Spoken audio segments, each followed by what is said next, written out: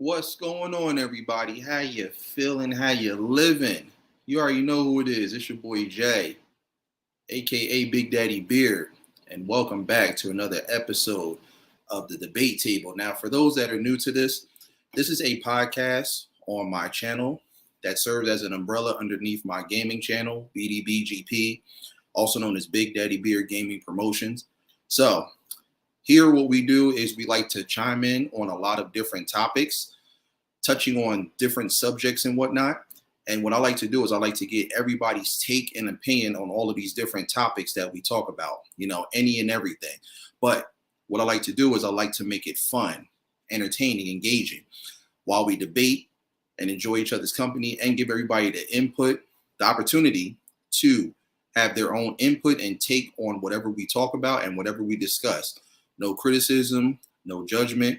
Because like I said, at the end of the day, everybody is entitled to their opinion. So that's what it's all about ultimately at the end of the day. So I want to welcome those coming in as people start to make their way in. Truly appreciate it. Thank you guys for the continuous love and support thus far. 22 episodes in. If you include my Battle of the Beat segment, I do have Battle of the Beats 3 coming soon. So be on the lookout for that. That will be the trilogy that will wrap up everything. But other than that, I do plan on keeping this going as long as possible. So thank you all for the support. And like I said, if you guys have any topics that I can turn into all-out debates, let me know so that I can definitely showcase those and continue to keep this thing going. Because like I said, it truly, truly means a lot to me. So before we get started, if anybody wants to purchase any merch, I do have it available. You guys see that right there, designed by me.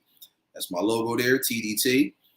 I have shirts, hats, anything that you guys wanted on, all colors, all sizes, let me know so I can get it printed and shipped out to you. Also, when coming in, if you guys want to come up and join the discussion, you can do so. Just click on the StreamYard link right there. I'm actually going to pin it up in a second. So just give me one moment while I do that. That way, just to make it a little bit easier for anybody that wants to just pop right in.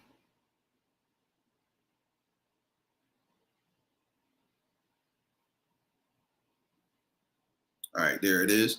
So again, that message will be pinned throughout the live chat. Anybody wants to come up, you definitely can feel free to do so and touch in on the topic. Again, when you come up, just make sure that you guys are in the same type of setting as me.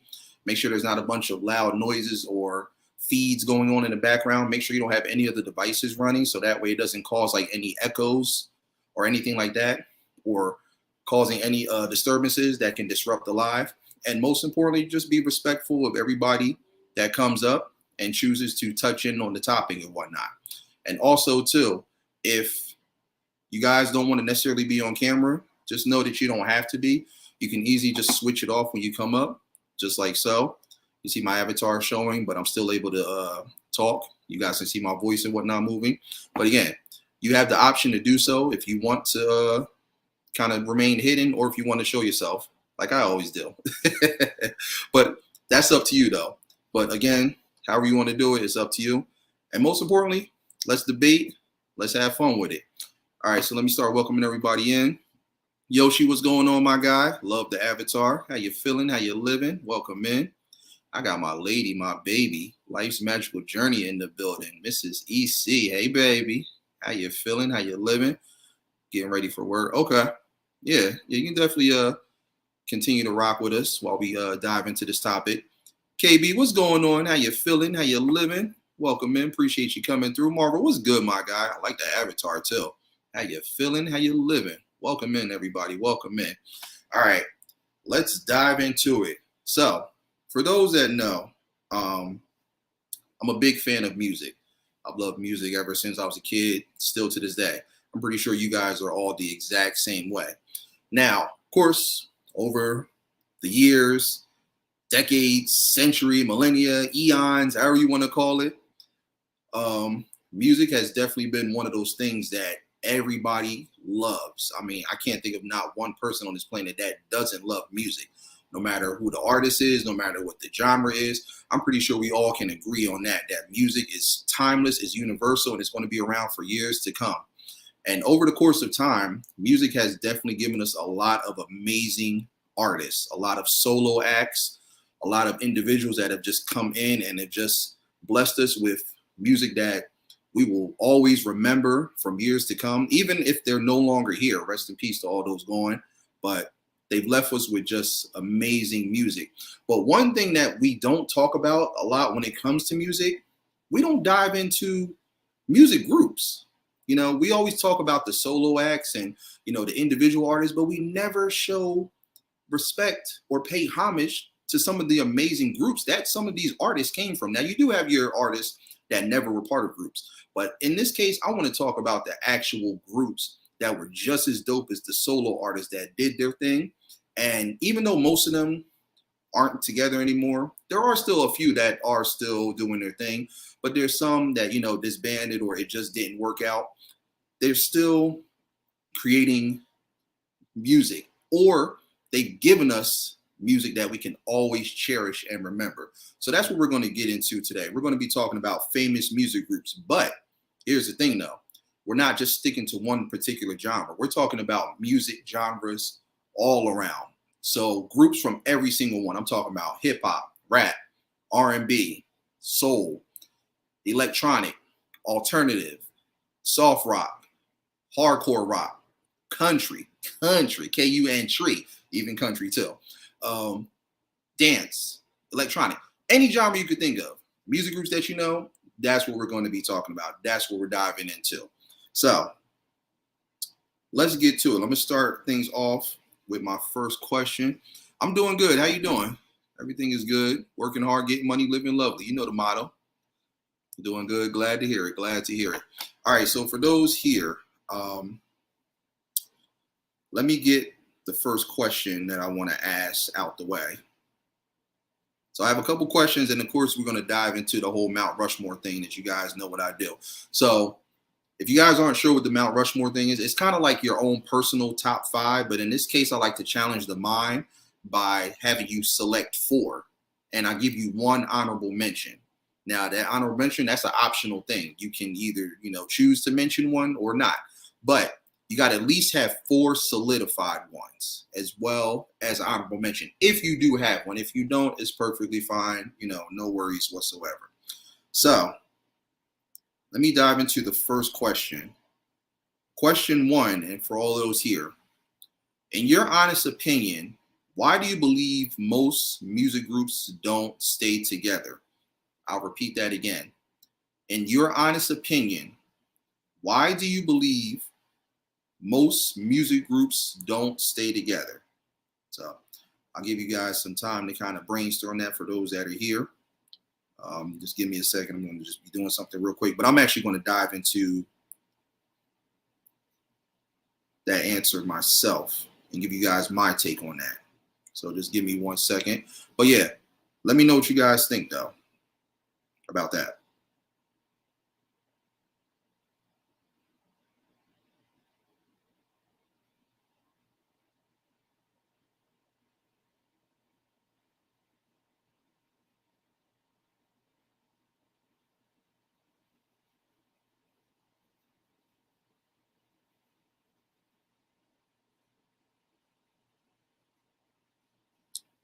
All right. So for me, okay, I believe they don't stay together due to ego. Instead of working together lovingly, they want the limelight to themselves. Okay, all right. Very interesting take on that. Very interesting. What's going on, Shay? How you feeling? How you living? Welcome, man. Appreciate you joining.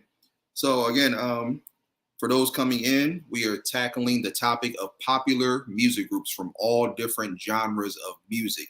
So my first question to everybody is, for those making their way in, let me bring it back up again. In your honest opinion, why do you believe most music groups don't stay together? Again, in your honest opinion, why do you believe most music groups don't stay together? So good, glad to hear it, glad to hear it. All right, so let me give you my take real quick. For me, honestly, and my lady, she made a really good point. Ego, that's definitely one of them. But I think the biggest thing that people miss is they don't have a bond. Think about it. Think about all the groups that you guys know from all across the board, from every single genre of music. Think about every single group, whether it's an all-male group, whether it's female, whether it's co-ed, where you have both male and female. Think about it. If none of them establish that family bond, then they're pretty much like doomed from the beginning. You know, I'll give you guys a perfect example of what I mean. So in hip hop, my favorite group all time is Wu-Tang Clan.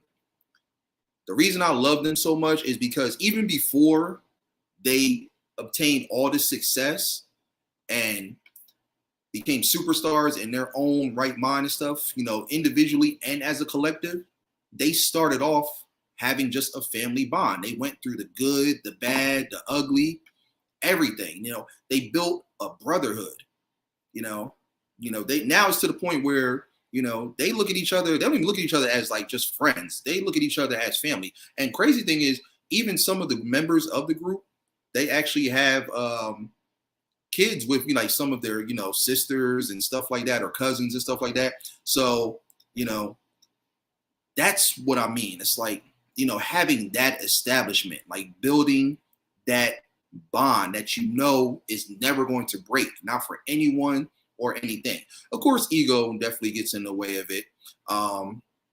You know, that one person that, you know, feels like they don't really deserve to be in the group any longer or keep doing their thing. They kind of feel like, you know, the group's time has come and now it's time for them to embark on the next mission, which is going solo to obtain success and stuff like that. I mean, that it's a lot of reasons. Of course, ego is definitely one of them.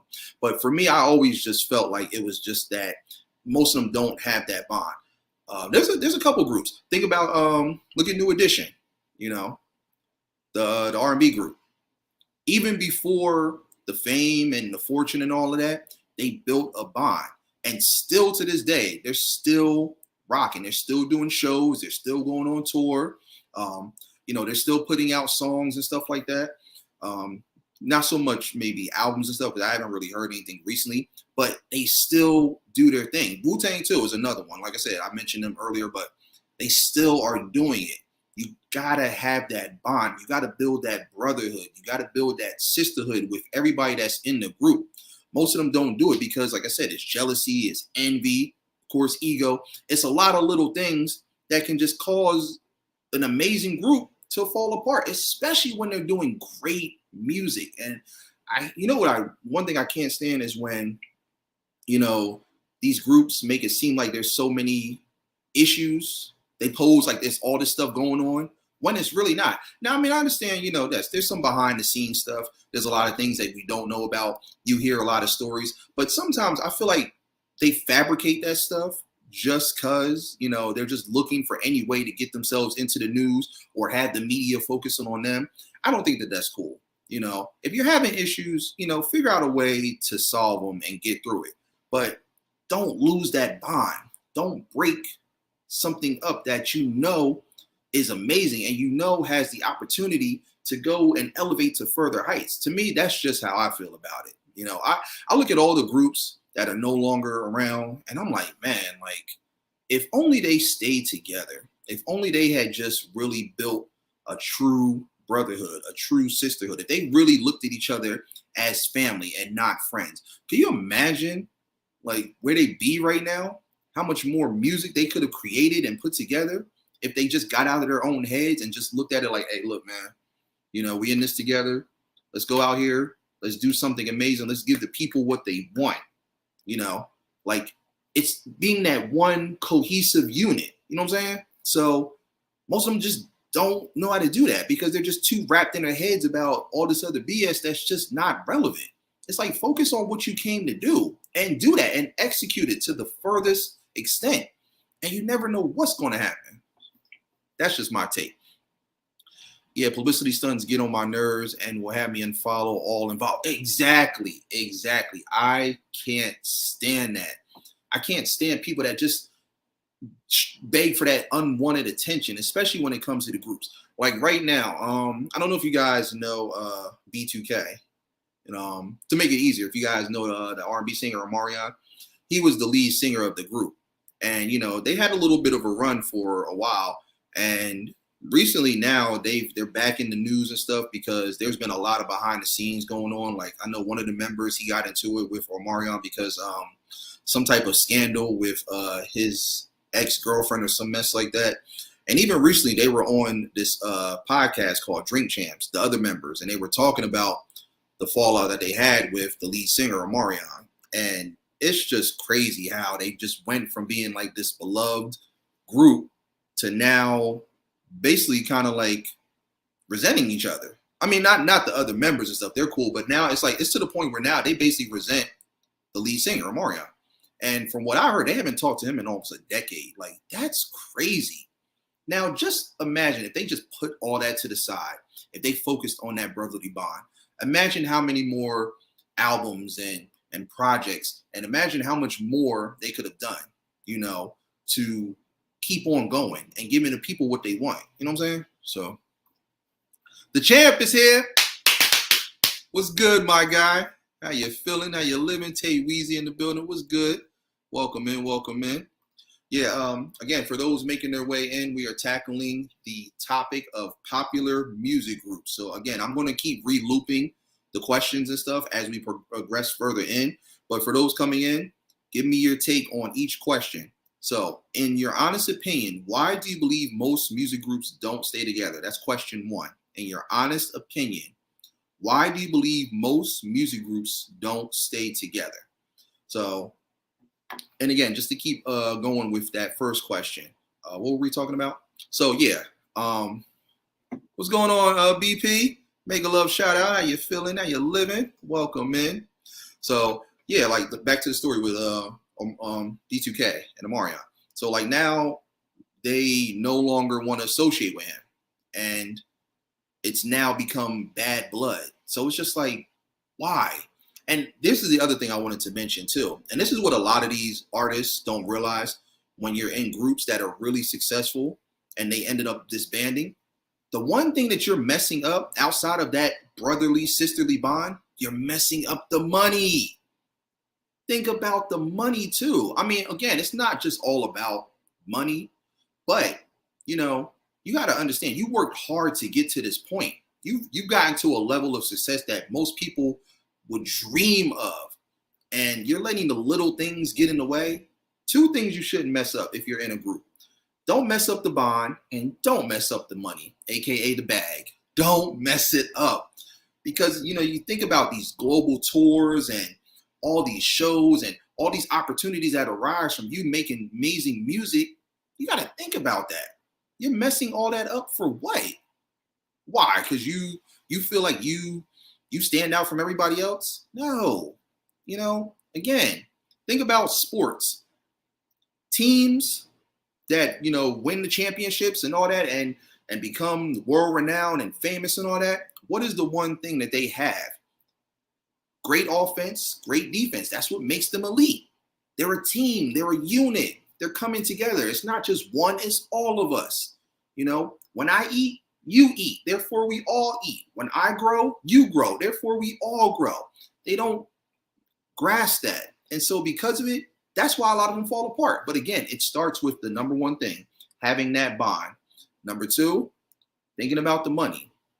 And put the ego and all the other madness to the side because it's not worth it. It's just not. Especially when I hear about some of the amounts of money that these guys make from doing these shows and these tours. It's ridiculous. You're talking about millions. Like, even just for basic shows, they're getting a couple thousand. It's crazy. So don't you think you would get all of that if you stayed with the group? And again, of course, another reason too, sometimes bad management, sometimes the labels, those are other little things too that can also get in the way of that as well. But like I said, for me, you got to establish that bond right from the jump. It's because when one person goes through it, you all go through it. When one fails, you all fail. When one has success, you all have success. And that's why you got certain groups still to this day, old school, new school, that don't think about those things. They just have such an amazing love for one another that they're doing their thing and they're still rising and still elevating and still getting that money and still giving us what we want, which is great music. So that's what it's all about. All right, let me dive into the chat a little bit. I'm venting too, by the way. So I got my auntie in the building, Angie Styles. What's going on? How you feeling? How you living? TGT, Tyrese, Genuine, and Tank, Bad Blood. You know what? And I was just thinking about that too. I knew they were another group. Tyrese's ego was too big. Exactly. Why? For what? You've already established yourself. So why are you going to throw it away? And especially with a group like that, I remember too, because they did an album. I don't think they ever did anything after that. But even that album that they did, that collaborative project, it was dope. And like I said, and all three of those guys are talented and they can sing. Why are you messing that up? I'll give you another quick example of a group that could have been really, really big and they messed it up. Now, again, this revolves around hip hop.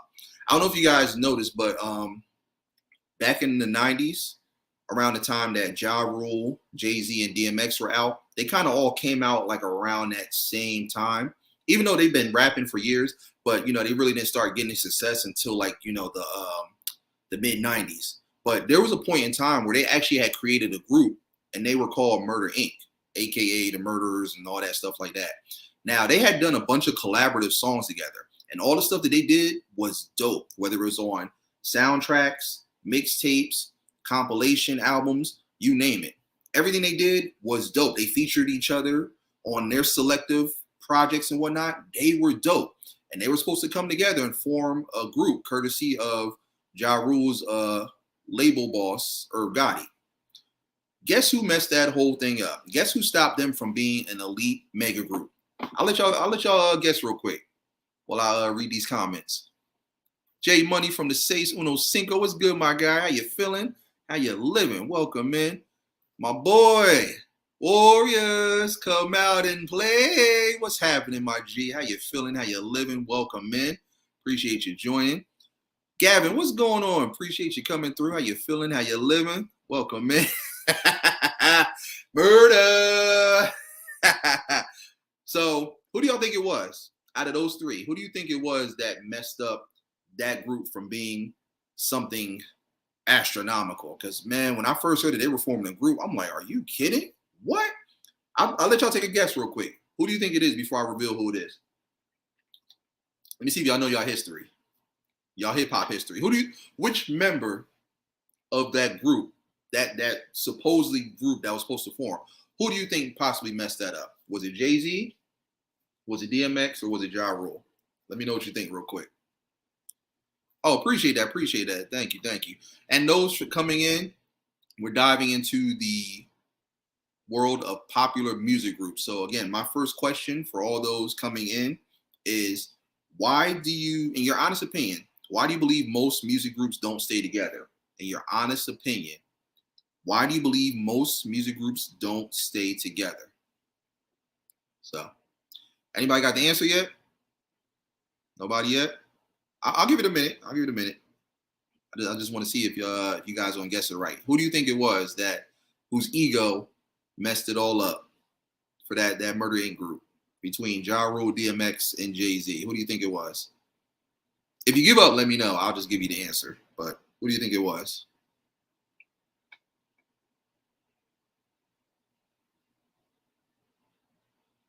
Y'all need the Jeopardy music? Let me know. Nobody? No answers?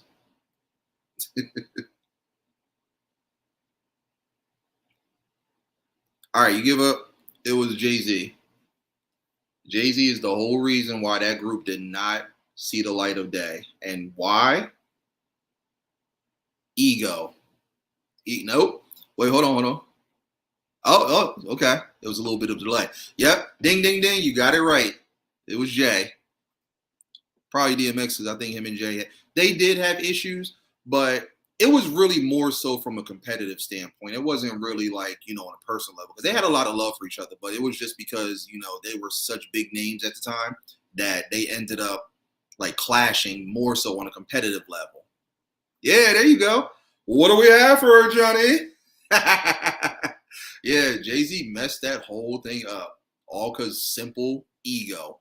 and jealousy too, because Ja Rule and DMX, they were on the rise at the time, especially DMX. Anybody that's a DMX fan, y'all knew when he first came out with that "It's Dark and Hell is Hot," and then that follow-up album, "Flesh of My Flesh, Blood of My Blood." Woo, woo. He was dripping in lighter fluid. All he had to do was just light the match. What we say, Angie? Now that's a fire. Yes, ego. Ego always does it. But again, they had the bond in the beginning. But of course, as they started getting bigger, ego got in the way, and all because of it, now we don't have a super group. And again, rest in peace to DMX too. Amazing legend. But that's how it is. That's how it goes, unfortunately. It's sad, but that's it. But yeah, like I said, just to wrap that up, for me, a lot of you guys are saying ego, and that's definitely true. But for me, I always think it's not having that established family-like bond. You don't have that, I mean, you pretty much are like doomed to fail in a sense, and you're going to eventually disband. Yeah, but Jay-Z was good. No reason he should have been jealous. Yeah, he shouldn't have been war, and I definitely agree with that. But that's how some of these artists are in these groups. It's always that one that, either they feel like, oh, why is he the better rapper? Or he thinks he's the better rapper, or he thinks he's the better singer, or same thing with the females too. Think about a lot of these female groups, a lot of them came and went. And I can only imagine it definitely had to be egos and personal issues. It's just like, come on, don't let that stuff get in the way of what you can just like, it's frustrating. Because I love good music, and I came up listening to good music, courtesy of my mom and my aunt and a lot of my other friends and family members. So it's just like, oh man, like, why? It's just, why? To be successful as a group, you have to check your ego at the door. Definitely. You got to. But honestly, I think about all these groups that are still standing. I think about New Edition. I think about the Isley Brothers. I think about the Locks. I think about Wu-Tang. Even TLC. I think about them and a couple other groups too that are still doing it because they established a bond. Once you establish that bond, they're not even ego. You're not even thinking about that because you love your people and you love what you do. And because of it, you guys are able to just blossom and grow into something amazing out of this world. Yeah. Yeah, man. Rest in peace, man. Rest in peace. Got to bark one time for the homie, man. You got to. Me and my mom are watching and thinking like that about Destiny Shop. I'm getting ready to get into that too. I'm about to get into that. What's going on, Mom? How you feeling? How you living? Welcome, man. So for those coming in, the topic of conversation is we are talking about popular music groups from all genres of music. So first question before I get ready to dive into this next one is, in your honest opinion, why do you believe most music groups don't stay together? In your honest opinion, why do you believe most music groups don't stay together? So let me see. So you mentioned Destiny's Child. And that's actually kind of going to lead into these next two questions that I got for you guys. Jacksons may have had their issues, but they stayed consummate professionals. They knew Michael was the star, thus the longevity. Exactly. And I love that they never made it a jealousy thing because honestly, you think about with the Jacksons, that was more so, Joe and all the nonsense that he was putting them through and stuff like that. But I love that even though they knew Michael was going to be who he is, because like I said, that man made Thriller, y'all. He made Thriller. Let me get a little closer to say that. He made Thriller. But that's neither here nor there. But I love that they still remained a group. And they still did their thing. Even, when Mike was off doing his thing, and even when he would come back and still be a part of a group, they still remained a group. And again, because they're family, that just creates the bigger bond even more so. But I remember, when Michael Jackson passed, shortly after, they kept like touring and doing their thing. and they still did everything like Mike was there. It was like he never even passed away. And I absolutely love that, so that's what it's about at the end of the day. Staying together. What's that song? Let's stay together. You got to stay together. That's all we asking. Egos, like you said, plus fans hyping up the lead singer for the groups. Yeah. Thank you, War. I'm glad you touched on that. Thank you. Let me get to that in a second. What's going on, K. Lamar, the YT, Barack, and Michelle? How you feeling? Hold on. I gotta do it right. Stars. Did I do it right? Did I get it? What's going on? How y'all feeling? How y'all living? Welcome in. Yes. Thriller. You gotta whisper it because it's just that dope. Thriller. Don't judge me, y'all. You know I'm silly. This is what I do. All right. For those coming in, we're tackling popular music groups. First question before we dive into this next question. In your honest opinion, why do you believe most music groups don't stay together? In your honest opinion, why do you believe most music groups don't stay together? Now, let me get into this next question. But actually, no. Hold on. Because I love the stuff that War said. He brought up the whole thing with Destiny's Child. And he brought somebody else up too. Who was it? Who was it? It was someone else you said. But yeah, Destiny's Child. Same thing. I hate when these groups play around. Like Destiny's Child had a run. And they were doing their thing. They had classic songs, dope albums. And then it's like, I understand you want to do like, the solo thing and whatnot. But they made it seem like they were going to come back and do their thing. And then it's just like, nope, wrong. And then, of course, like you said, War, how they always hype up just the lead singer. Like, you got to understand something. Sometimes, and, I don't want nobody to get upset or get any feelings and stuff like that. But sometimes there's other members in those groups that are better than the lead. Yeah, I'm going to say it. Let me rephrase that again for all the people in the back of the congregation that didn't hear me. I said sometimes there's people in those groups that are better than the lead singers. Now, let me get into this whole thing with Destiny's Child. And, it is what it is. I think Kelly is a much better singer than Beyonce. I'm just going to say that right now. I always like Kelly Rowland more so than Beyonce. Don't get me wrong. I do like Beyonce. So anybody that's from Beehive, please don't attack me. It's just my opinion. I do like Beyonce. But I always thought Kelly was the better singer. I mean, clearly, yes, Beyonce makes better songs and, she's more iconic and more notable. But Kelly has some heat. And Kelly could do her thing, just like Beyonce could. So it's not like, it was just all Beyonce. So, all right, let me get to these comments and stuff. Oh, you're just saying what's up? Okay.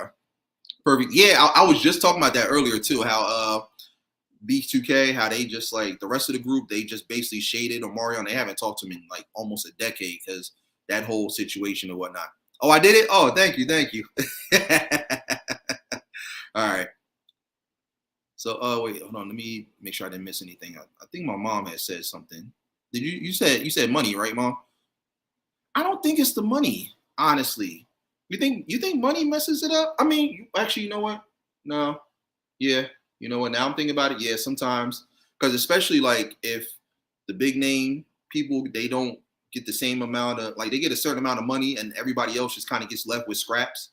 Yeah. So, you know what? Now that I really think about it, okay. You got a point there, definitely. So yeah, we said with the family bond, we said money, we said ego. You guys think, is there anything else that causes these groups to not stay together? But now that I think about it, yeah, money definitely is that for sure. All right. Money is part of it. We think too. The lead singer tends to get more money either through the labels or the sponsorship. Okay. So you and my mom, you guys, all right. Now that I'm thinking about that, yeah, you definitely got a point there for sure. That's ridiculous. Like, pay everybody what they deserve, Mama Warrior agreeing with you. Yeah, like, I don't feel like, okay, like, let's take Destiny's Child, for example. I don't think Beyonce should get the bigger cut just because she might be a more popular name and stuff like that. Kelly and how many people, because they went through a lot of different people. I think it was LaToya. What was the other girl? Latavia. And then I think it was someone else, but I think she was only on like the second album and that was it. There was Michelle. She kind of stuck around for a minute. I I think they should all get an equal share. That's just me. You know, get that fair share. It shouldn't just be Beyonce. If Beyonce's getting $1 million, Kelly and all the other members should get $1 million. And you know what, too? Now we on the subject, too. You know who else is a better singer? The girl, LaToya Luckett. She can sing, too. I remember when she had that solo album. What was that song she had? Torn in between the two, because I really want to be with you. She can sing. She could sing. I don't know if she was like the best performer and stuff like that, as far as like dancing and choreography, but she could sing. I put Kelly and LaToya over Beyonce as far as like vocals and stuff like that. I said it. So, if the Beehive want to come and sting me, hey, go ahead. That's why I got repellent in the back. So I disagree. Kelly is good, but vocals are not strong. What? What? Really? I mean, look, I don't think Beyonce's vocals are that strong either. I mean, a lot of times it just sounds like she's screaming. Like I said, Beyonce definitely has the stage performance. Like, we're not going to take that away and stuff like that. But I don't know. I always thought Kelly was just better all around. Beyonce is an overall more powerful performance artist. Okay, that I agree with. They say, you ain't going to change our minds. We Team B all day. Yeah, that too. That's one of the ones that does get overlooked. Drugs and just the lifestyle. Like, a lot of them don't know how to escape it and stuff. You think about like what was it, 5 Heartbeats? Remember how Eddie Kane, when they got so big that he just like started losing it, and now because of it he couldn't focus, and everybody else is still doing their thing, but he's feeling himself and stuff like that until he eventually went to rehab, and then he went to church. And then, he slowly but surely came back to the group, and they all started doing their thing again, making sure they come back to that mic. Remember, it's all about that one mic. Chaos, what's going on, my guy? How you feeling? How you living? Welcome in. From being honest, I'm not a fan of Beyonce. See, I feel the same way. I'm like, no, let me rephrase that, though. I do like Beyonce. I don't want you guys to think I'm shading her. I do like Beyonce. I was just always a Kelly fan. I was always more into Kelly than Beyonce, but I do like Beyonce. So before you guys start getting ready to attack, let me just say that I do like Beyonce. I just think Kelly is better, though. Michelle was not a strong vocalist. I don't want to say that, because I've heard her, like, she comes from the church and stuff. She can sing. She can sing. She may not have the strongest voice and stuff, and she may not be the most notable as far as her voice, but yeah, if you cut off everything, she can sing. She can. She ain't like a Jennifer Hudson and stuff, but she can sing. That's Real Drugs, or part 2. That whole thing happened with David Ruffin and the Temptations. Yeah. That's so crazy that you guys said that, because we were just talking about that too. My aunt and I, before I went live and stuff. That's my song right there, Motivation. All right, so let me dive into this next question, y'all. So let's keep this thing going. So question 2, do you think music groups that disbanded years ago would still have the same type of success in today's musical generation as they did in the past if they remain together, and why? So let me say that again. Do you think music groups that disbanded years ago would still have the same type of success in today's musical generation as they did in the past if they remain together, and why? Oh, yes, drugs. Oh, yeah. For the longest, Shay, I never knew who Ray Sherman was. Like, I swear, like, my cousins, they used to always mention them. They're like, you don't listen to Ray Sherman? I'm like, who the hell is that? Like, honestly, every time I heard of it, I'm like, is that like a name of like an international bank? Tell me that would sound like something like you would hear overseas. Welcome to Ray Sherman Bank. How can we be of service to you? I always thought it was like an international bank. And they used to crack up like, something's wrong with you. I'm like, it sounds like a bank. It do. It sounds like a bank, or it sounds like the name of like one of those student loan companies and stuff. Thank you for calling Ray Sherman. How can we help you with your loan today? Tell me it don't. Beyonce was threatened by LaToya. I heard about that. I did hear about that. I don't know how true that is, but I did hear about that. And of course, too, you got to remember, like, a lot of personal issues get in the way of like these groups, because a lot of times they be having like real, like, actual fights and stuff like that. It'd be some like reality show mess behind the scenes and stuff. LaToya can dance. Oh, she can? Oh, you picked LaToya over Kelly? Ooh. Oh, that's a bold statement. Oh, hold on a second. Wait, Latoya. Damn, you got me there. Oh, Okay, you know what?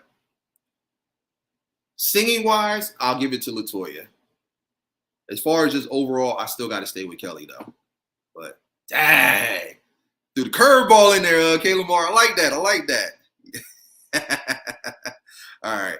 Let me keep scrolling down. Okay. So yeah, let me know what you guys think about that second question. I don't know because today's generation is different. Really? You think so? You don't think that they could? I mean, okay. Yes, granted, today's generation is different, but here's why I'm gonna give you my take on this. You guys can give me yours too. I'm still gonna keep scrolling through. And again, too, if anybody wants to come up and give their take on it, without having to type in the live chat, just click the link at the top. I have the StreamYard link pinned. If you guys want to come in, just let me know, and I'll definitely bring you on up, and you can dive into it even more. But for me, I feel like they would, and here's why. Because just imagine if all of them stayed together and they were still doing their thing, we wouldn't have some of the music that we have today. Think about that for a minute. Like a lot of the music that you hear today that sounds the same and is repetitive as hell, guarantee if these groups stayed together, we would not have any of this garbage music that we have now. Don't get me wrong. There are still some groups out there that are doing their thing. They still are creating great music, but then there's a lot of them. I'm just like my lady says, But if these old school groups stayed together and did their thing, not only would they still continue to have success creating great music, but they could also serve as mentors to like the younger generation and show them, look, don't do it like this, do it like this. And guarantee if they did that, could you imagine how dope the collaborations would be? Think about it like back in the day. Look at some of the collaborations. Latoya over Kelly all day. Y'all hit me with that one. Y'all hit me with that one. Don't get me wrong. Toya's she does her thing, but I'm still Team Kelly. I'm still Team Kelly. I hate to say this, but the way music is now, probably not. Really. What's going on, Nautica? How you feeling? How you living? Welcome, man. I think it depends on if the group is able to adjust to the times. Jagged Edge is doing decent. Okay. But think about it too, Kayla Moore. They're not just the only ones. You still got a lot of groups still to this day that are still rocking. You got Wu-Tang. You got I was gonna say, are the Fugees, are they still together, or like, because they keep kind of doing the on and off thing. I'm like, I don't know if they're still together or if they're not. They keep throwing hints that they are. But you still have groups that are still doing their thing. You got New Edition, you got the Isley Brothers, you got TLC, even though Left Eye is no longer here, rest in peace. Wu-Tang, the Locks. You still have groups. So, they're still doing their thing. You probably don't hear about them as much because not a lot of people are paying attention to them because everyone kind of feels like, they're no longer in their prime, but they're still rocking. Like Wu-Tang right now, they're on tour with Nas and Busta Rhymes. They still are doing it. People still Wu-Tang, tattoos of the W's everywhere, waving the flags, merch, everything. They're still doing it. So I still feel like some of these other groups that fell apart after that first or second album or just whatever other reason, I feel like they can still hang with them. And they can definitely give them pointers on how to keep creating good music, the type of music that we love, the type of music that has substance that we want to hear. I honestly can't listen to the radio now. It's like I'm forced to listen to it because my iPod broke. But it's like I can't get with a lot of this music. There's some stuff that's okay, but for the most part, it's just like, I don't know. Matthew, he did. He did. I heard about that too, because Kelly could have been a lot bigger than what she is. So I definitely agree on that one. We keep having the same answers. This is why I do this. This is exactly why I do this. I love to get everybody's take on this type of stuff. It's a good feeling, because you get to see if people agree, you get to see if people disagree, you get to see if people are neutral. So I love it for that reason. So thank y'all. Yes, they were. TLC was dope from when they first came out. I remember what's the first song I heard from TLC? I think it was Baby Baby Baby. And then it was I ain't too proud to beg. That was that banger right there. Loved it. Yes, they were. You know what? I'm glad you mentioned them because they are still doing their thing too. SWV. A couple years back, I actually saw them on tour, and they killed it too. And they were tired and exhausted, but they still kept rocking. But yeah, oh yeah, SWV, definitely, definitely. I'm trying to think, what's the first SWV song I heard? I think it was oh man, what was it? Anything you wanna do, I ain't gonna stop to. That was that banger right there. Oh man. Oh look, listen. Not only are we going, debate and talk about this, but we're gonna go in time. We're gonna go back, way back in the time. So get the imaginary time machine ready because we gonna talk about this. We want to talk about this. Yes, they are. Yes, they are. And big shout out to my Uncle Earl and my cousin Brandon, because if it weren't for them two, I probably would have never listened to Wu-Tang. Like when I first heard them, I'm like, what is this? I like it. I tell you, I think what's the first song I heard from Wu-Tang? I think it was METHOD, man. METHOD, man. Hey, you get off my style. You don't know me. You don't know my stuff. Woo, woo, I love it. I love it. That, and then I'll never forget, quick story. So my uncle had bought Ghostface Killer, Supreme Clientele. And I was still like young at the time. And I was still kind of new to Wu-Tang. I heard some stuff, but I didn't really like know them all the way. And I remember me and my cousins, Josh and Aaron, big shout out to them. We were all getting ready to drive out to Philly to go see the Sixers. They had Allen Iverson when he was playing with the team at the time. They had a meet and greet.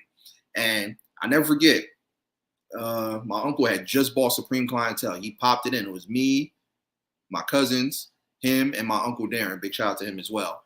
And from the minute Supreme Clientele started, the Tony Starks, he's the cool exec with the hottest deal. And then he went right into that song Nutmeg. I'm like, oh my God. Like we literally, like we went from like talking and laughing to just remaining quiet the whole album from start to finish. I'm like, what are we listening to right now? This is amazing. Oh yeah, absolutely. They are still doing it. I'm mad I couldn't go see them on tour too. I wanted to. They just like came down here through Florida, but I had to work on the day that they were performing. I'm like, ugh, crazy.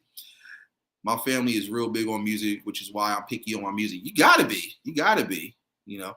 Wu-Tang, they're so good. They're on tour without. No, you know what? So here's the thing.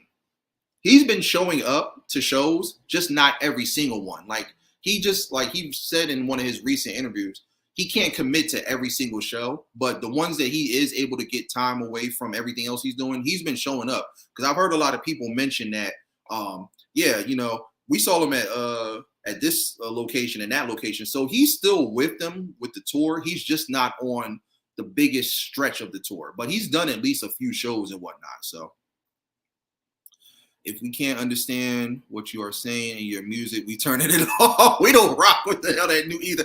I'm the same way. I am definitely with you guys on that one, especially with the rap today. Oh my God. Like all the mumbling and the what's it called? The auto-tuning and stuff. I can't stand it. Like who's the one guy everybody tries to get me to become a fan of? Future? I can't. I don't even know what the hell he's saying. Like I'm not a fan of Future, past or present. So I just no. And my cousins, they get mad because I won't listen to Future. I don't know what he's saying.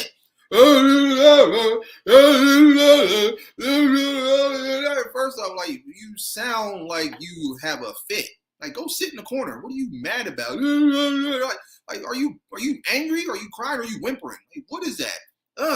No. And then some of these other rappers literally sound like they're underwater and stuff. I call it underwater rap because that's what it sounds like. It just sounds like a bunch of. You ever try to like go underwater and talk? You can't hear nothing that the person's saying unless you yell or screaming in the air. That's not music, especially in the groups. Oh, I hate these groups. Like, I'm sorry. I'm going to say it right now. I'm not a fan of Migos. I'm not. I ain't a fan of Offset, Takeaway, or what's the other one? I don't even know. What's the name? Quavo Mango or whatever tropical drink he was named after. I'm not a fan. I can't get with it. I can't. Still slaying it. Oh, TLC don't make me put my glasses on. She definitely did have that. People, they say you look like Left Eye. Oh wow. You know what? Yeah, you kind of a little resemblance there. Okay. Everyone knows Wu. Yes, they are. Wu Tang's for everybody. It ain't just the children. They're for everybody. They're for all the guys, the girls, the senior citizens, all the pets that people have that they be carrying around in their strollers and stuff, making them look like humans and stuff. They're even here for all the babies that aren't even on the way yet. All the newborn babies that are still in the bellies. Yeah, them too. Them too. They coming out the womb saying, holding W up. Yeah, it's real. Right? The Wu-Tang Killer Bees. So you gotta love it. Now, some groups are trying to come back and are struggling like Escape. They need to sit down. Sorry.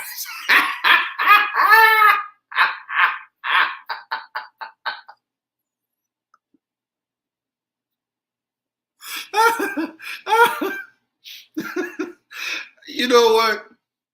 As much as I do like Escape, I gotta agree with y'all on that one. Yeah. Yeah, because what's her face? T.I.'s wife, Tiny. First, I ain't gonna say what the hell is that, first off. I ain't gonna say who the hell is that. What the hell is that? Because she look crazy. Let's just get that out the way right now. Yeah, some just it just ain't gonna work. They just gotta do what they're doing right now. The main singer, Latosha, am I saying it right? She can do her thing. She can sing. Candy's, she's doing her thing. You know what's crazy? I saw her on some commercial or some TV ad recently, and she still looks the same, like from when she was with the group. I'm like, that is scary. Like, it does not look like she's Asian. But like the saying goes, black don't crack and beige don't age. So, but yeah, Escape. Yeah, they just, some groups, it's just like, all right, y'all had y'all time. That's it. Keep it moving. Keep it moving. Keep it in the buck. I feel you. So again, welcome those all coming in. We are tackling the world of popular music groups. So first two questions. Question one, in your honest opinion, why do you believe most music groups don't stay together? That's number one. Number two, do you think music groups that disbanded years ago would still have the same type of success in today's musical generation as they did in the past if they remain together, and why? About to make a hit right now. That's it. Yeah, War. That's exactly how it sounds on the radio and stuff like that. And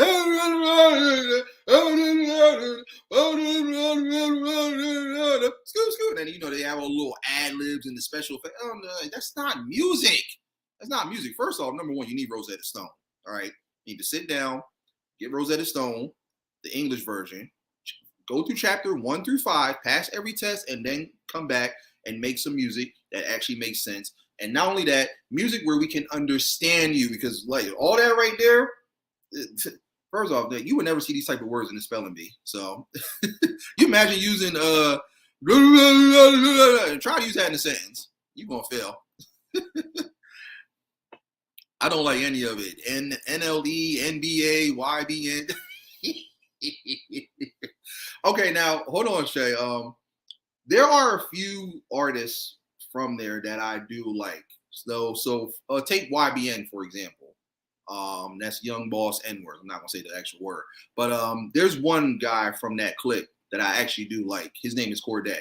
Now he's dope. I don't know if you ever listened to some of his recent stuff, but he's very, very dope because he actually raps how people should rap. So if you get a chance, listen to his most recent albums. I know he had one called The Lost Boy, and then his most recent one is From a Bird's Eye View. Check him out. His name is, he dropped the YBN. He's just Corday now. That's because that's his actual real name. But check him out. But he's very, very dope. Not Takeaway. I'm just saying. What are their names? What is it? Takeaway and Off-Putting and Quavo Mango? I don't know. Rumor is Malaya Obama is, wow. I would hope not.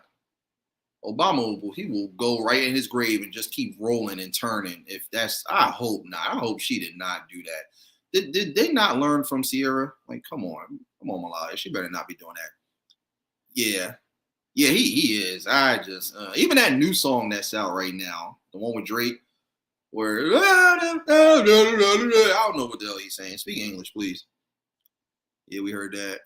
Yeah, that's crazy. I that's got to be a rumor. Definitely got to be a rumor.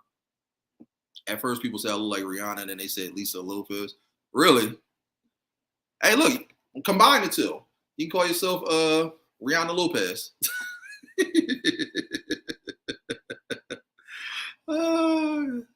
Yeah. Find out, because you can't believe everything that they say and stuff like that. I don't believe that. I'm not even going to believe that that's even a rumor and stuff. That's insane. And that's what they'll say too. They'll say like, yeah, these type of songs, these are for the people. That's not for the people. That's not what the people want to hear. And see, I hate when they try to bring the generations into it.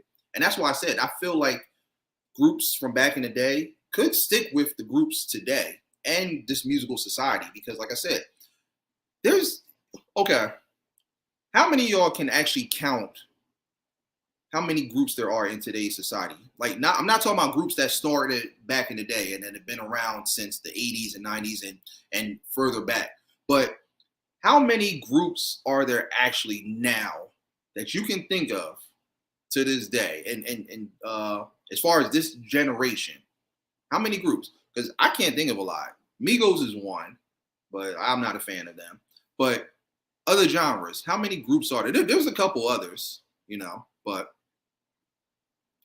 Takeoff, Offset, and Quavo. All right, look, get some real names or something like that. I don't know what it is, but they, you know what? If the three boys from DuckTales were a group, that would be the Migos. Huey, Dewey, and Louie. That's Migos to me. That's Huey, Dewey, and Louie right there. Just goofy. Like no.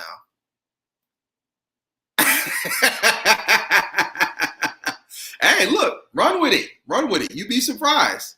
Combine the two. Honestly, can't think of any. I have one or two songs from them, then they disappear.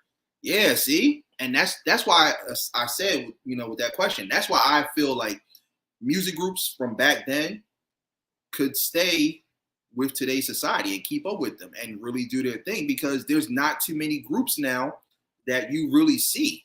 You don't think about it. Remember all the groups back then that you saw on like soundtracks and compilations and all that stuff like that? You don't see any of that now. I mean, you see a lot of EPs and stuff like that, but you never saw like some of those people that just came together and might have formed a group and did a dope song for like a soundtrack and stuff, and then realized they had something good and elevated. Like for example, you guys remember the Soul Food soundtrack? I don't know if they had it as a bonus song, but it was the song that they did in the movie. It was that group Milestone. It was Casey, JoJo, it was Babyface, and they had that song that "Girl, I Care About You." Yeah, they actually started a group right after that song became a big hit off the soundtrack. But the only reason that they disbanded is because they had so much going on, and it was hard for them to match each other's schedules to actually stay together and do more music. So that's the only reason. So that's somewhat understandable. But again, like, look at a lot of these groups that we know that we love, and again, not just from hip hop, not just from R&B, just from all genres. They could stick with today's music. I think they could, and they can definitely keep the music alive because they made what we wanted to hear. And what's the one thing they all had when it comes to good music? They had substance. They actually talked about something. You think about all those love songs that you heard from back in the day. You felt that. It was real. It was genuine. It was from the heart. Today's love songs, they don't make any sense. Think about all the dance songs that these groups did. The minute you heard it, you was ready to get on that floor. Still to this day, even though they were a one-hit wonder. Look at Easy Rock and Rob Bass. It takes two to make a thing go right. As soon as you hear that song, you ready to hit that floor. That's what I'm talking about. Some of these songs today, I don't want to get on the dance floor. They don't make me want to dance. So look at it like that. They can definitely stick with the times. I think they could.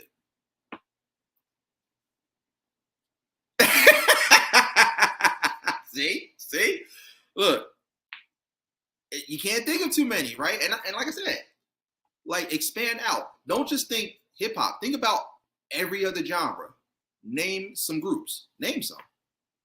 Name some from rock. Name some from R&B. Name some from like electronic and country. Well, country and all that. They have a few, but think about it. Really think about it. Can you name anyone else besides maybe like Huey, Dewey, and Louie from the Migos?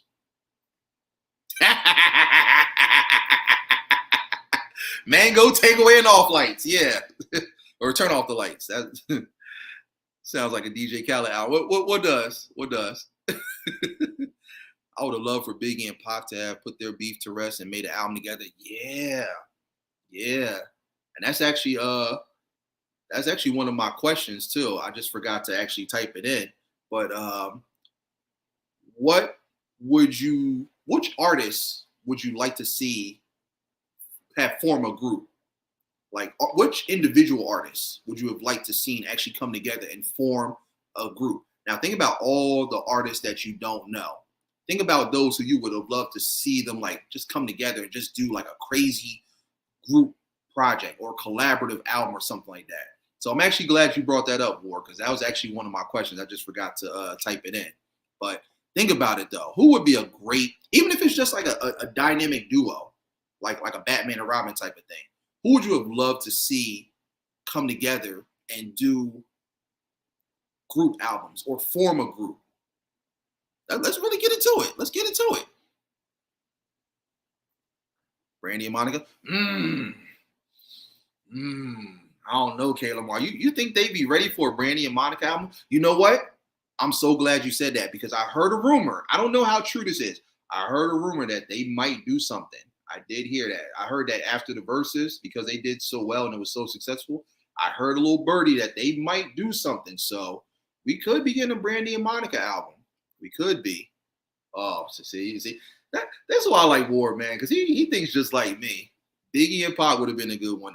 Oh my God, I'm still waiting on a Jay-Z and Nas one. That would be scary.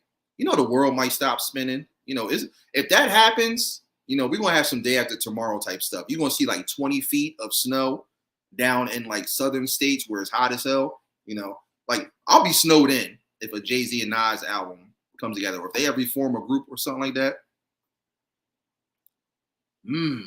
How's it Method Man? Ooh.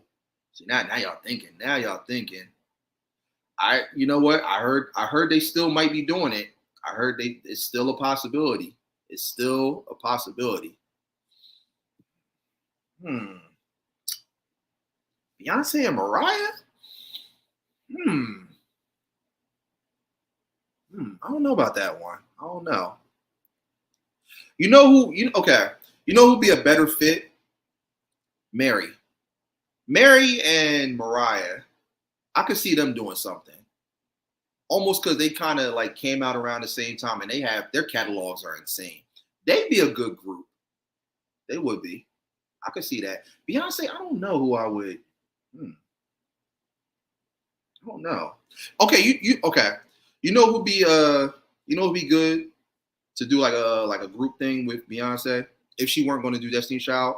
I could see her and Janet Jackson doing something. That'd be because they kind of remind me of they're almost similar in a sense. Beyonce and Janet, I could see that.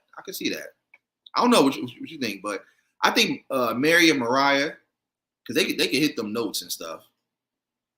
I love to see Em and Kendrick. They've done songs together. They just haven't done any like collaborative projects or like formed a group and stuff. Yes, he did. You talking about the Magic album, right? I love that album. That album was so dope. What? Oh no! Oh.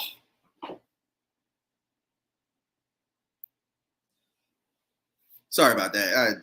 Nautica just made me faint. No! Mariah and Nicki, no. Absolutely not. No.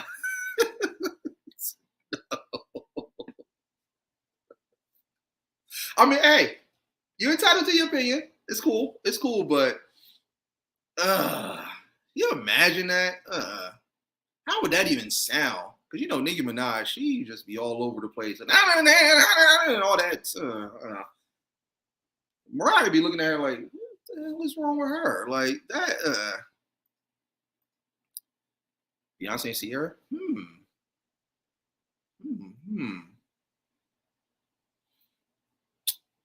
Okay. You know, yeah, okay. I could see that. I could see that. For some reason, I would like to have heard a song from Michael Jackson. Like, oh, that look, that's some day after tomorrow type stuff right there. War. I don't know if they're ready for Mary and Mike. Oh, that's scary. That's very scary. Mary and Mike. Come on, don't do that. Don't do that. You know, because you know they trying to do this whole thing with the holograms and stuff. Oh no, they ain't ready, boy. They ain't ready for Mary and Mike. I'm sorry, but that Nautica, you threw me off with that one. I'm like, wait, hold on, Mariah and Nicki? At least you ain't say Nick Cannon, so good. You almost scared me there for a minute. If they could drop the beef, oh, God.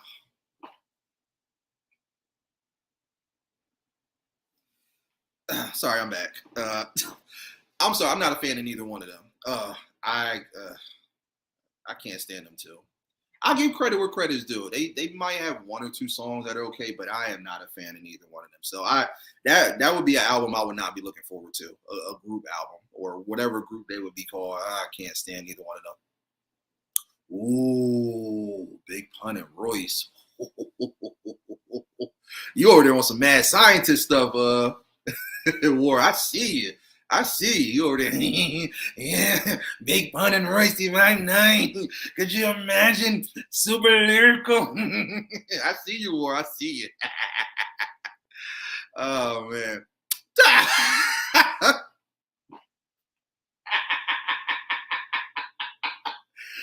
I'm tired of fainting, y'all. Come on. Come on.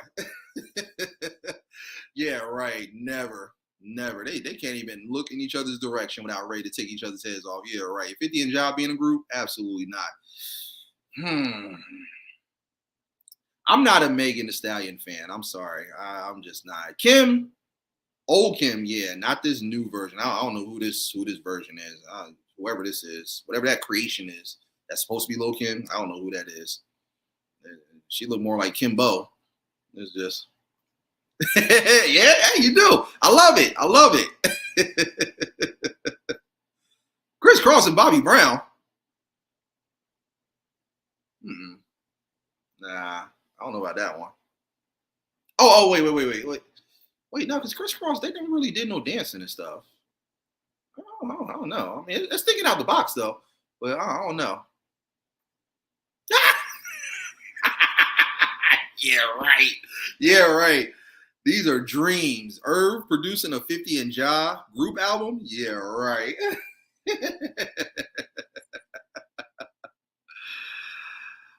What about? Ooh, see, this is what I'm talking about. This is what I'm talking about. Producers. Oh, like group. Are you talking about like producers coming together, like doing like a group thing? Ooh. Hmm. I don't. Hold on. I don't know about Babyface and JD. If it was going to be like a group thing, I'd say maybe like it'd be good like a group, like as far as like producing and stuff. I would say Babyface and oh my God, what's his name from Tony's Own? Oh, I see his face. Oh, what's his name? What's his name? Um, damn it! Wow. As much as I know music, I am really stumped. What's his name? Raphael Sadiq. Thank you. Yeah, Raphael Sadiq and Babyface. I could see something like that, like a Tony Tone Babyface type of thing. That would be interesting because he does a lot of producing too. That would be interesting. Ah. Chris Cross and Bobby have you humping and jumping around. I like that. I like that. That's dope. That's dope. Black Child and Keisha Cole. Black Child. Wait, not. Are you talking about the rapper? Are you talking about? Hmm. Which black child? Be a little more specific. I'm not sure you're talking about. Because the only black child I know is the rapper from the group Murdering. Oh, oh, yeah, that would be Quincy and Babyface.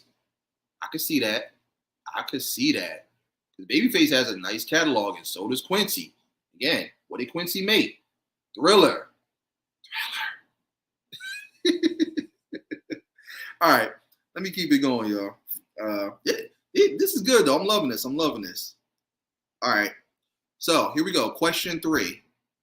And for those coming in, I do appreciate you coming in. Welcome. We are tackling the topic of popular music groups.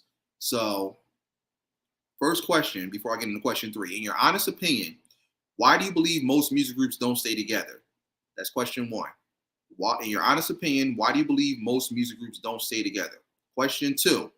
Do you think music groups that disbanded years ago would still have the same type of success in today's musical generation as they did in the past if they remain together, and why? Again, question 2.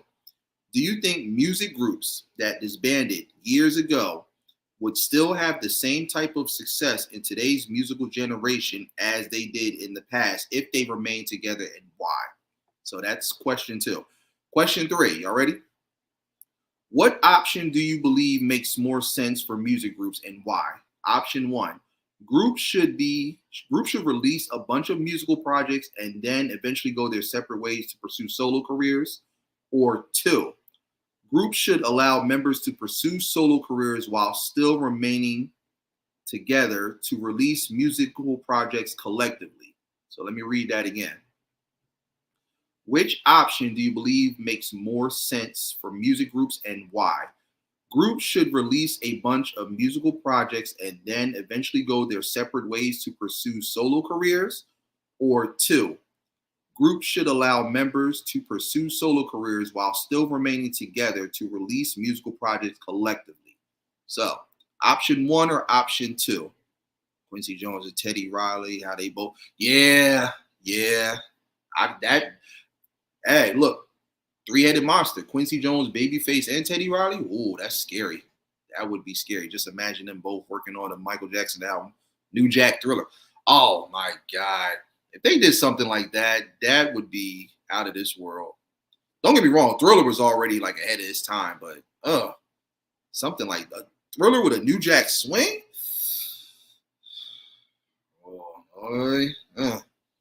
I don't think they ready. What's that Destiny Child song? I don't think they ready for this jelly. Omarion's group should be allowed something like something you said. Oh, so if you want, I'll read those options again. So I'll read the question again, and then I'll give you the 2 options. Which option do you believe makes more sense for music groups, and why? Option 1. Groups should release a bunch of musical projects and then eventually go their separate ways to pursue solo careers. Or 2, groups should allow members to pursue solo careers while still remaining together to release musical projects collectively. Okay. Okay, Lamar, you got to say, we want to say 2, but we worry about the other members' egos. Okay, well, look. Put egos and all that to the side. If you just had to say between option 1 and 2, which would you go with? So forget about egos and everything that correlates to question 1. What do you think if music groups were together right now and they were doing their thing and they were maintaining longevity, which makes more sense that they should do? Question 2, talent is talent. So you think that they should, okay. You think that they should pursue solo careers and still remain? Yeah, I agree with that too. I'm definitely question 2 for sure. Option 1, I feel like option 2, it would lead to members fighting because they'd be thinking their albums are better than the others. You definitely touched on something right there, War. Okay, so I'm glad you said that. So let me give you an example. So think about like Wu-Tang. And this is why I love Wu-Tang. This is why they're my favorite hip-hop group of all time. If you guys know the history of Wu-Tang, hold on, let me just read these before I get into it. Okay, also, Nautica, you said 2. You guys said, okay, so you guys all said number 2. Okay, cool. All right, so yeah, let me dive into what I was about to say with what War said.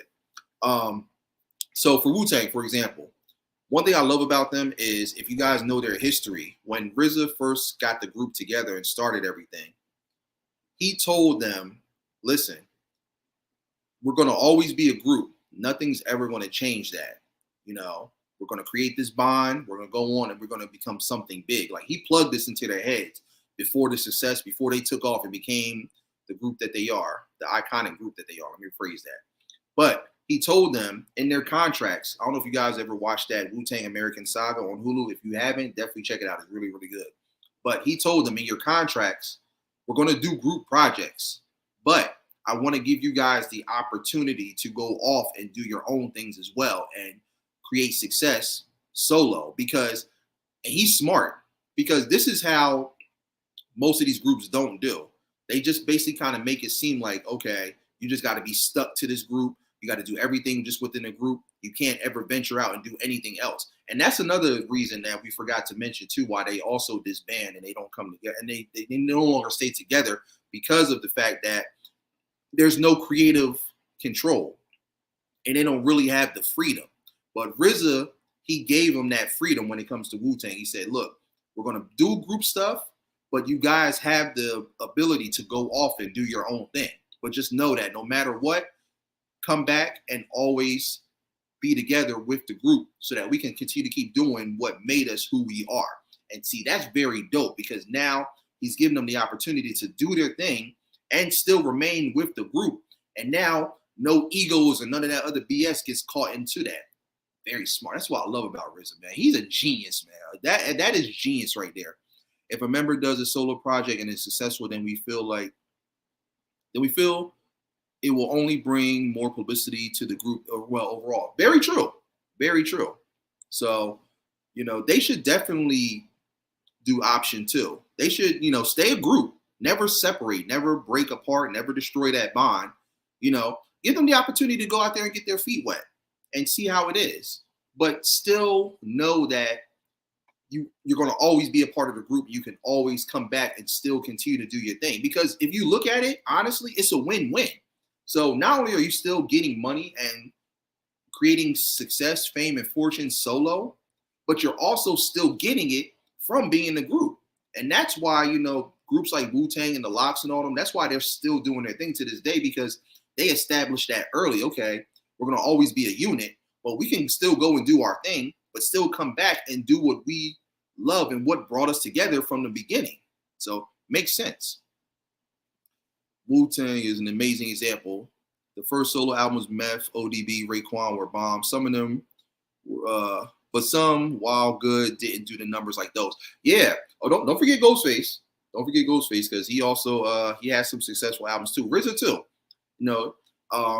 Because I think they sold over 30 or 40 million, and it's all platinum and gold too. So no album was really below that. Maybe some of the more newer stuff, but during the time when they had that major run, they were dropping platinum and gold albums left and right. And again, what I love about them, they never made it a jealousy thing. Even though most people know Method Man to be the most popular one out the group, it was never that. And I don't know if you guys got a chance to catch that segment that Method Man did because a lot of people were getting on him about why he wasn't on the full leg of their tour that they're currently on right now. But he said, listen, it's not, you guys aren't just coming to see Method Man. You're coming to see Wu-Tang. You're coming to see Nas. You're coming to see Busta Rhymes. All these guys are just as talented, whether I'm there or not. And I was like, yo, that's dope. I'm so glad he said that. And see, that just goes back to what I was saying. That bond. Okay, yeah, appreciate you coming through. Anytime, come on through. My home is your home. You already know what it is. Feel free to drop in anytime. Be blessed. Okay, yeah, no worries. But yeah, I love that he said that because, again, he's showing love to his team, his brothers, his family, who are just as dope. Don't get me wrong, Method Man is dope, but we can't forget all these other guys are just as good.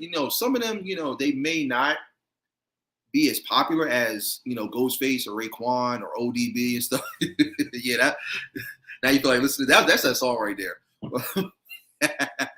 But the thing is, though, they are still just as good as Method Man.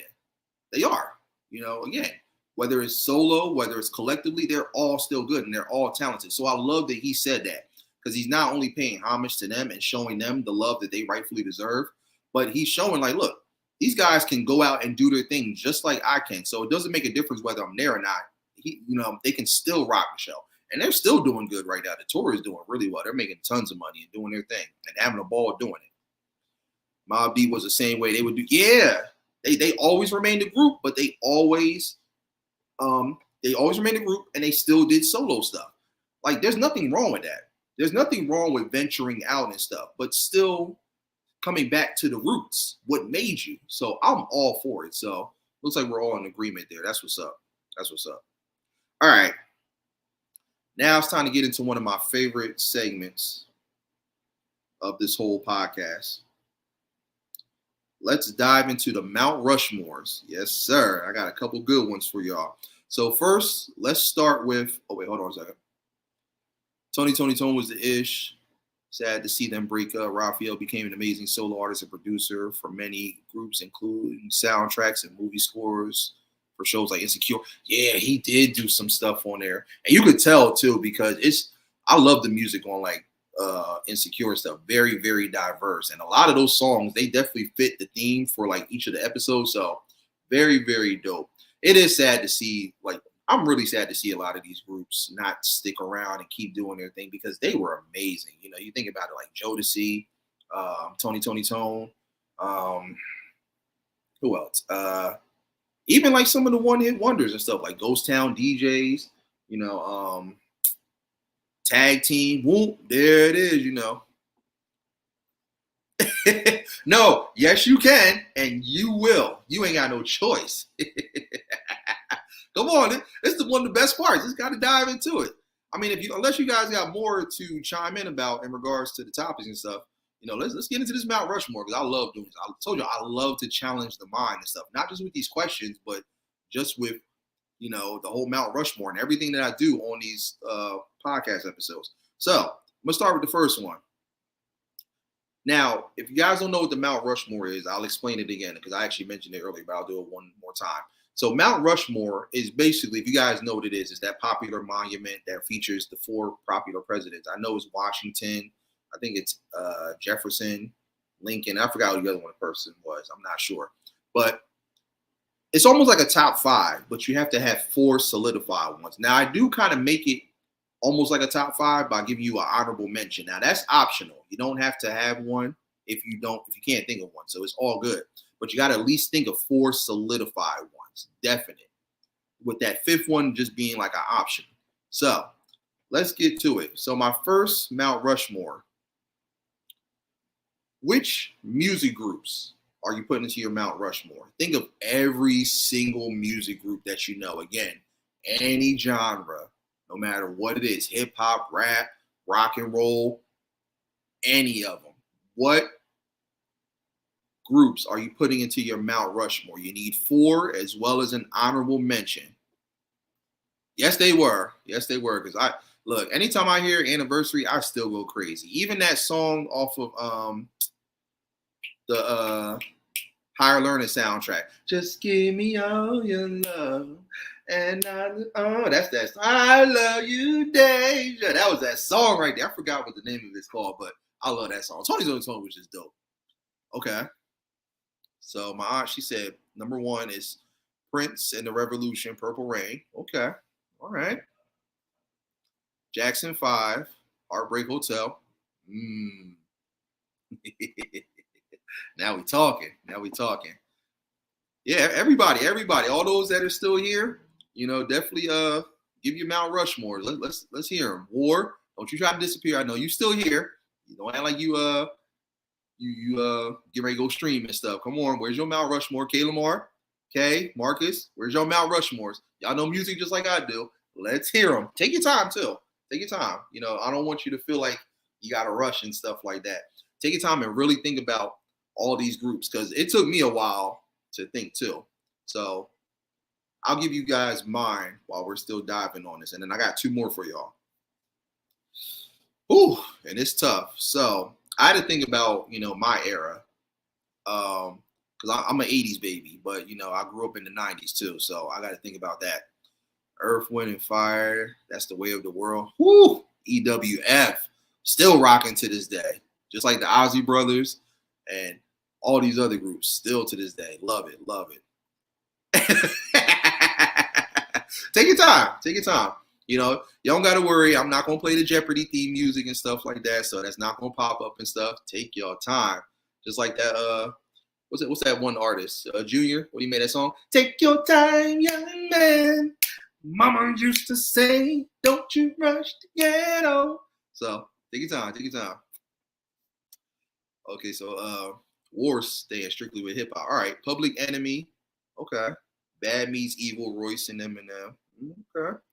Bone Thugs and Harmony and NWA. Not bad, not bad. Okay. Now, hold on. I forgot to mention this. My apologies. So not only do you have to mention the group, mention your favorite album from that group. So give me your Mount Rushmore for your favorite music groups, as well as an honorable mention, and your favorite album from each group. I forgot to mention that. My apologies. So, War, you gave us yours. So give me your favorite album from all four of those groups that you just mentioned.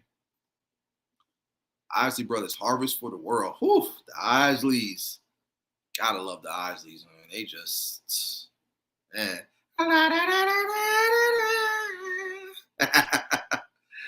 Boy, Ron's a bad boy. Shout out to Ron Osley, man. It's a bad boy right there. Still doing it. Not to say the rest of them aren't, but Ron, he was different. He's different. All right, so I'll give you mine if it makes it a little bit easier for those. So Jackson 5, the album Destiny. I love that album. That had my banger on there. Blame It on the Boogie. Oh, on the sidelight. In the moonshine. Blame It on the Boogie. That's that song right there. I just can't control my feet. Feel like dancing now. I feel like the dad from Coming to America. I feel like breakdancing. All right. That's number one for me. And it's no particular order. It's not like it's least to greatest and all that stuff like that. Okay. So Wu-Tang Forever. I love that album. Still to this day, I play it. The Lox, We Are the Streets, fire, start to finish, classic. Outkast, Speaker Box, Love Below. That album just like, man, that album took me to a whole nother world. It was just everything I was looking for. Like everything we talked about, just music and it's overall substance and just wanting to hear stuff that's just different, innovative, creative.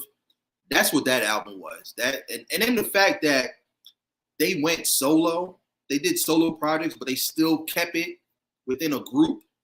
That was dope. Like I love that. It's a group album, but it's just divided into two solo projects. Like, how creative is that? And it's a reason why that album did what it did. It went diamond and won all those awards. Like I think that was the last of the most creative, innovative album. After Speaker Box, Love Below, that's when it was just like it's hard to top that outside of a Thriller. But Speaker Box, Love Below was just oh man, I might go listen to that after this podcast. Like that's how much I love that album. Don't ask me which one is my favorite. I mean, it's tough. If I had to say, oh man, I probably have to say Love Below because I just like Andre 3000. He just went to a whole nother realm on that album, on that Love Below one. Especially my song is Prototype. I think that you're the one. If not, you are the prototype. I think I'm in love again.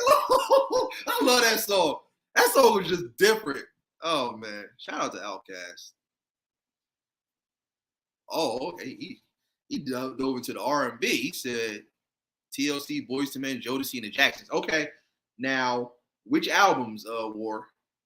Which albums from, you mentioned hip hop and you mentioned R&B. Now, what albums from all of those groups that you just mentioned?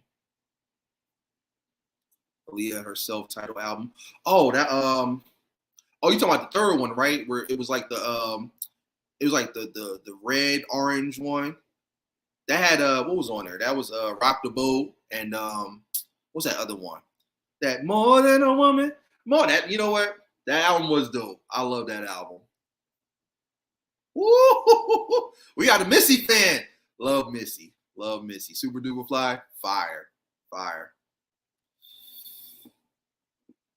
It's a tie between It Takes a Nation of Millions to Hold Us Back and Fear of the Black Planet, Bad Meets Evil, Hell the Sequel, Bone Thugs, E 1999 Eternal, and NWA Straight Out Compton. Okay, okay. Yeah, hey, Marcus, Prototype is that shit. I'm sorry to curse, but I love that song. I love that song. That, oh, man. I first heard that, and I was like instantly hooked. You know how sometimes you hear a song, and you know it takes you a while to kind of get used to it. That's one of them songs. When I first heard it, I was like, "Oh, this is dope." Let's go to the movies. Yeah, I love it. I love it. No rapping, just flowing with it, just killing it. Yeah. Yeah, I love that song. I love it. I love it. That song and what's the other song he had on there that was dope? Oh, Happy Valentine's Day. Happy Valentine's Day. Every day the 14th. That's my shit right there. I love that song. Oh.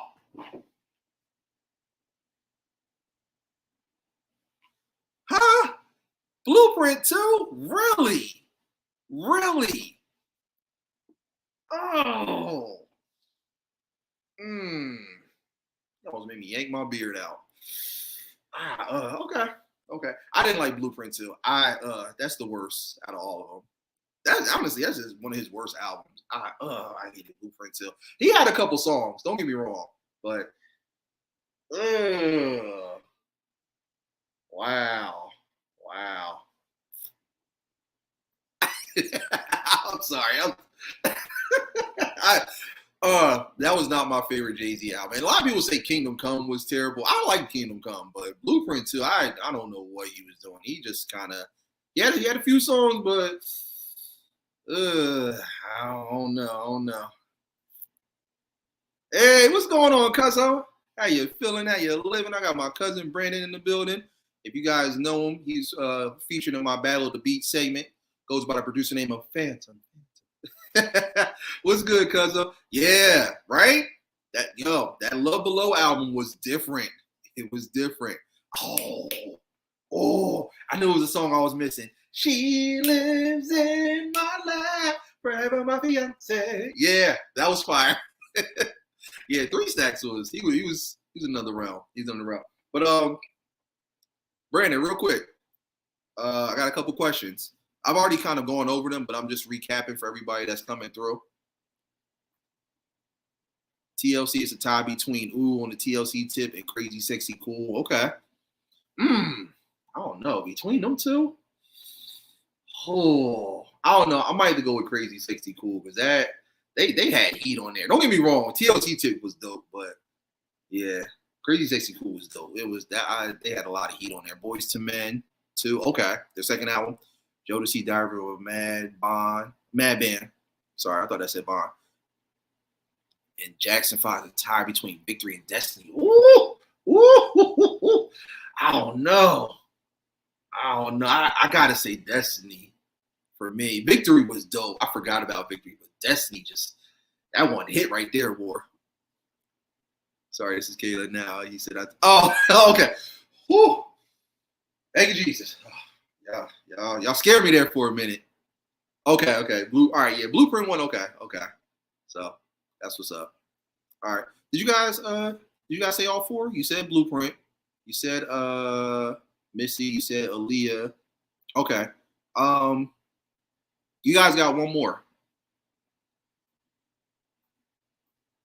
I wish Outkast make another. They need to. Yeah, I understand what Andre 3 saying. It does get kind of frustrating with the music and everything, but we need one more. I know they could pull another Speaker Box Love Below Rabbit out the hat. We need another one, or even something like Idlewild. Like, oh, Idlewild was so dope. A lot of people slept on that album, but yeah, we need another Outkast one. Just give us one more. That's all we want. Big boy Dre, if you're listening, just one more. Just one more. We need it. You can't just leave us with those last few bangers and then just say that's it. No, one more. Hell, just flip it around this time. Do Love Below with Speaker Box. Reverse the order. Oh, you thinking of the last one? Okay, take your time. Take your time. All right, so Brandon, here's the questions, and this is for everybody else that's coming in too. We are talking about popular music groups. So, first question.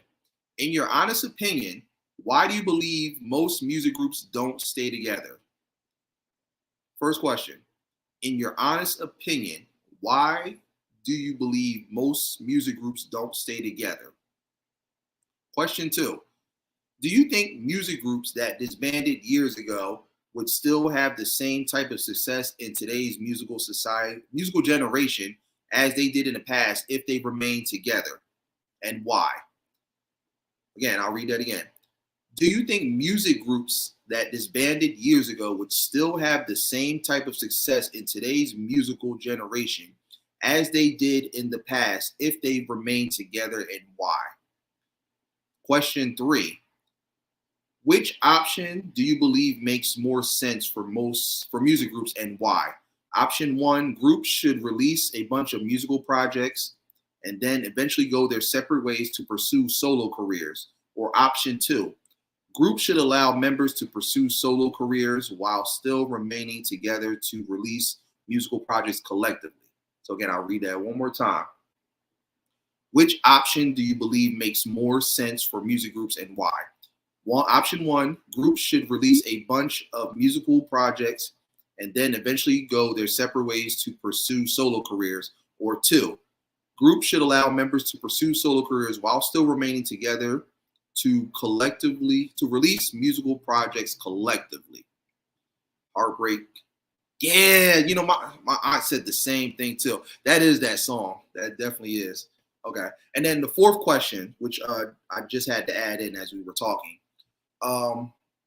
Which solo artists would you have liked to see come together and form a musical group? Again, which solo artists would you like to have seen come together and form a musical group? So that's question 4. Woo! How could we forget that one? That's a good one. That's a good one. Okay. Start to finish. Classic. That's you you are on a whole nother level of musical artistry where you could just do an album that dope and say, all right, that's it. Like, Miseducation still bangs to this day. Like, it's crazy. That's crazy. But wait, hold on. Wait. I just thought y'all didn't name groups. Y'all just named solo artists. Y'all gotta name groups. I just thought about that. Hold on. Because y'all said Aaliyah, y'all said Missy, y'all said Jay-Z. Yeah, y'all gotta name music groups. Those are just solo artists. So I'm sorry. I gotta make y'all go back to the drawing board. Yeah, y'all gotta name you gotta name music groups in their albums. So I'm sorry if I confused y'all. Don't beat me up. Don't beat me up.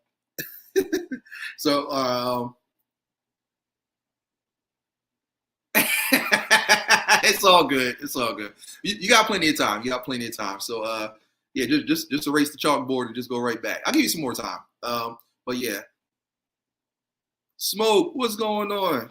How you feeling? How you living? Welcome in, my guy. Appreciate you joining. What's going on with you? And talking about music groups.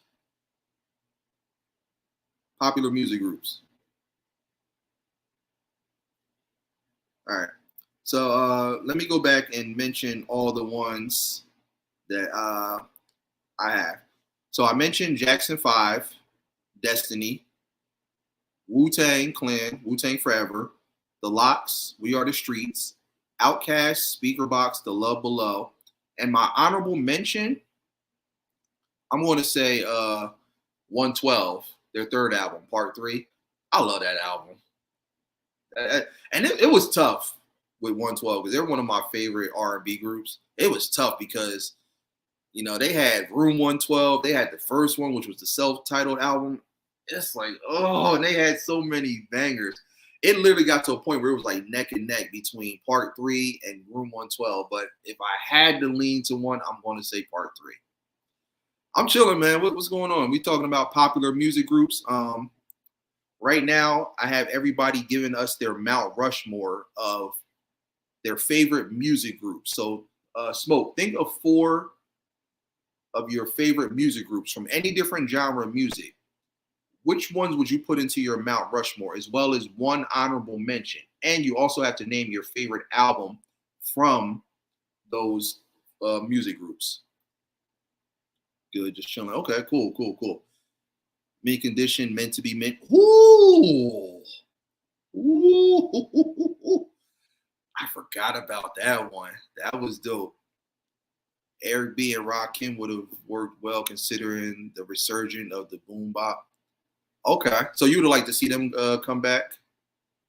Okay, I mean yeah, because I mean, well, Eric B never really was like a solo artist. He was just more of like the producer and stuff like that.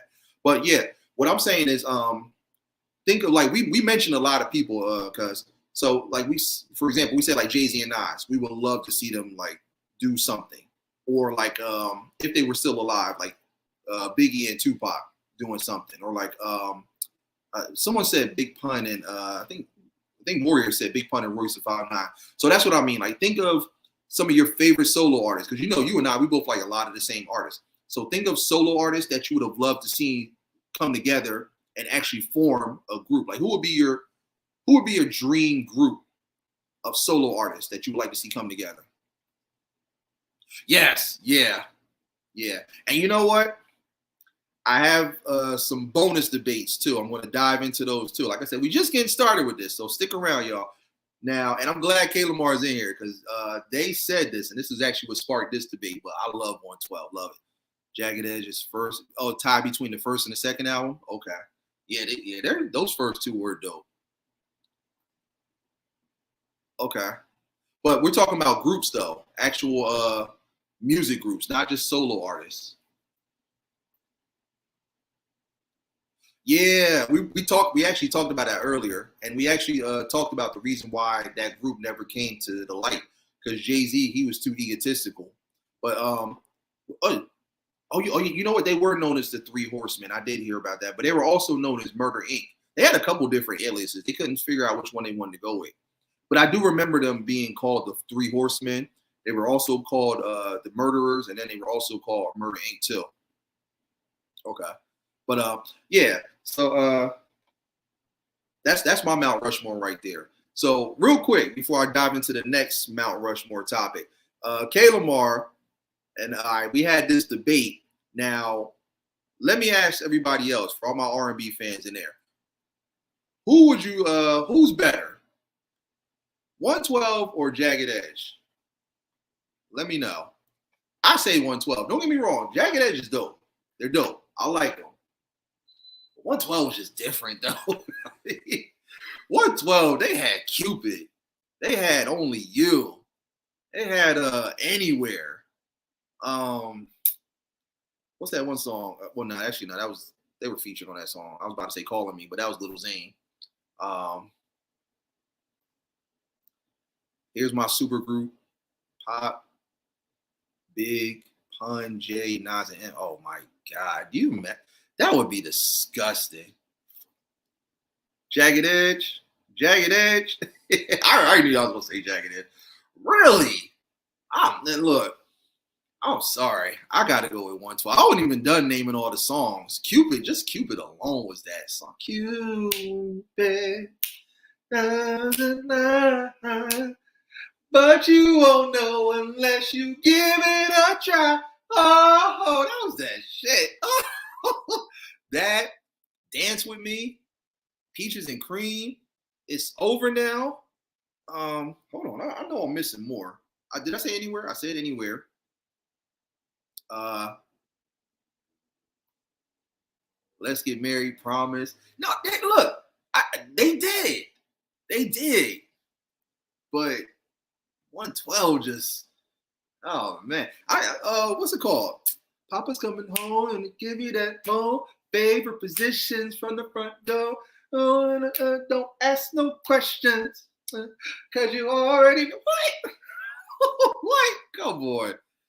Oh boy. I say 112. Don't get me wrong.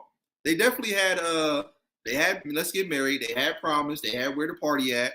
They had one of my favorite songs, which is Walked Out of Heaven. That was fire. Walked Out of Heaven was that ish. But I gotta lean to 112 though.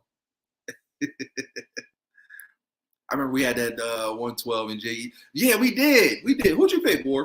Who'd you pick? I forgot. Remind me again. UGK, Underground Kings. We had the compromise on it. Ooh, okay. You know what? My barber, because I actually got my haircut earlier, he actually did mention them too. He said UGK was in his collective as well. Okay. All right.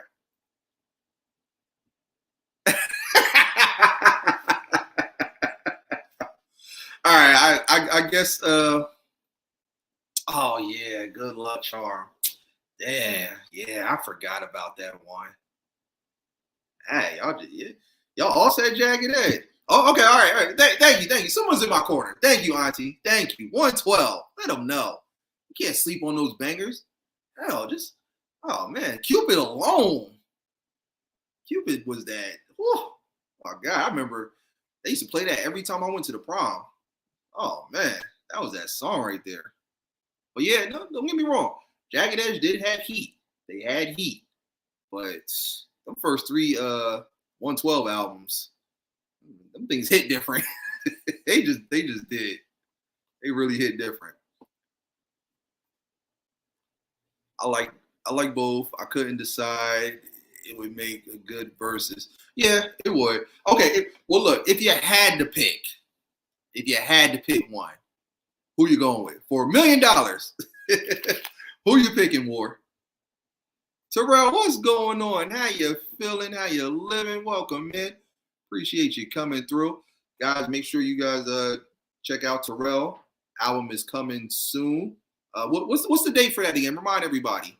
And what's the title again? I completely forgot. I'm working so much. But yeah, Terrell's debut album is on the way. He's about to kill it. It's gonna be some day after tomorrow type weather going on when that album drops. So be on the lookout for that. Okay. We can do it anyway. Yeah, I love Auntie. I can love you in the shower. Both our bodies soaking wet. What? Come on. Yeah. Come on. Talk to them, Auntie. They don't know. Don't get me wrong. Jagged Edge had ballads. They had ballads, but come on. 112 had that heat. That heat. Dance With Me. Bad boy. Looking at me. I can tell by the way that you're with me, and I really want you to get close to me and want to dance with me. Man, come on. Oh, man. I'm not going to listen to all this stuff. Okay, so you putting Flowetry in your Mount Rushmore? Flowetry's first album was dope. I love Floetic and I love Say Yes. That first album was fire. Well, actually, what's it? I think that's the only album. All right. Oh, Next was dope. They were dope. That's one of my mom's favorite R&B groups. Still, they were dope. We were just having a debate, Terrell, a side debate on who's better between Jagged Edge and 112. Pretty much, they're all leaning towards 112. Me and my aunt, we both said, what's it called? Jagged Edge. No, oh my God, sober up. We said 112. Who do you think? Let me know. Girl, I'm trying to get so excited. Yeah, right? Okay, so She look like she 112. Skrilla Gorilla, what's going on? How you feeling? How you living? Remember, we're talking about music groups. We're not talking about solo artists. Music groups. Music groups. Honestly, I think a jam to J.E. Moore. I remember I used to clown Peaches and Cream and call it Leeches. Whoa! Oh! So disrespectful. So disrespectful.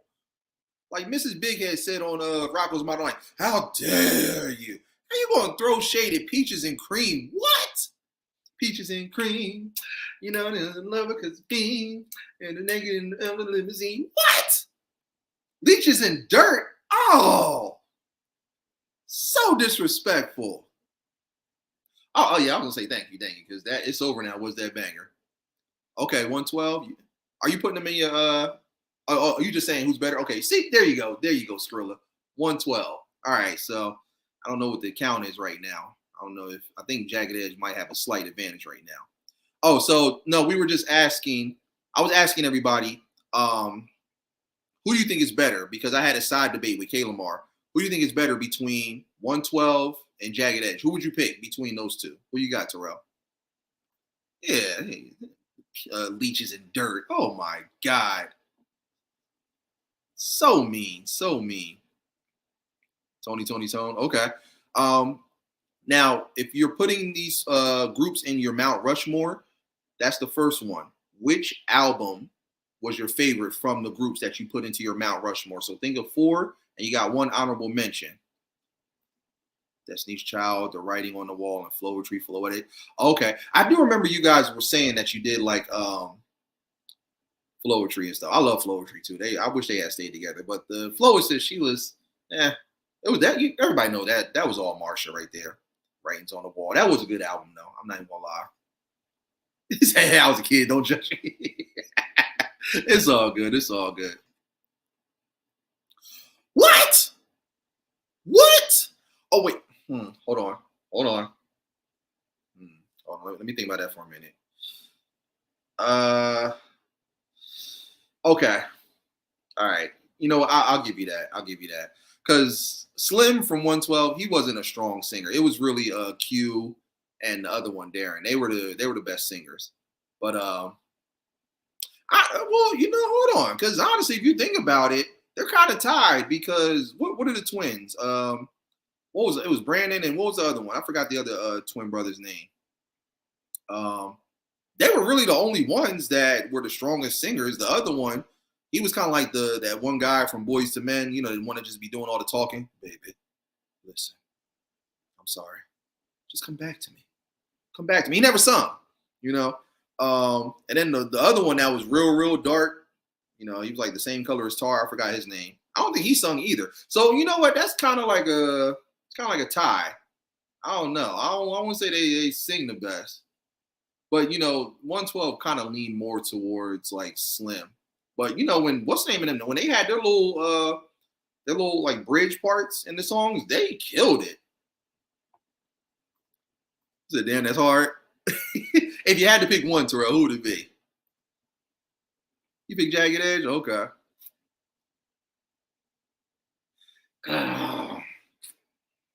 Oh, you're right. You're right. It did. It did. Damn it.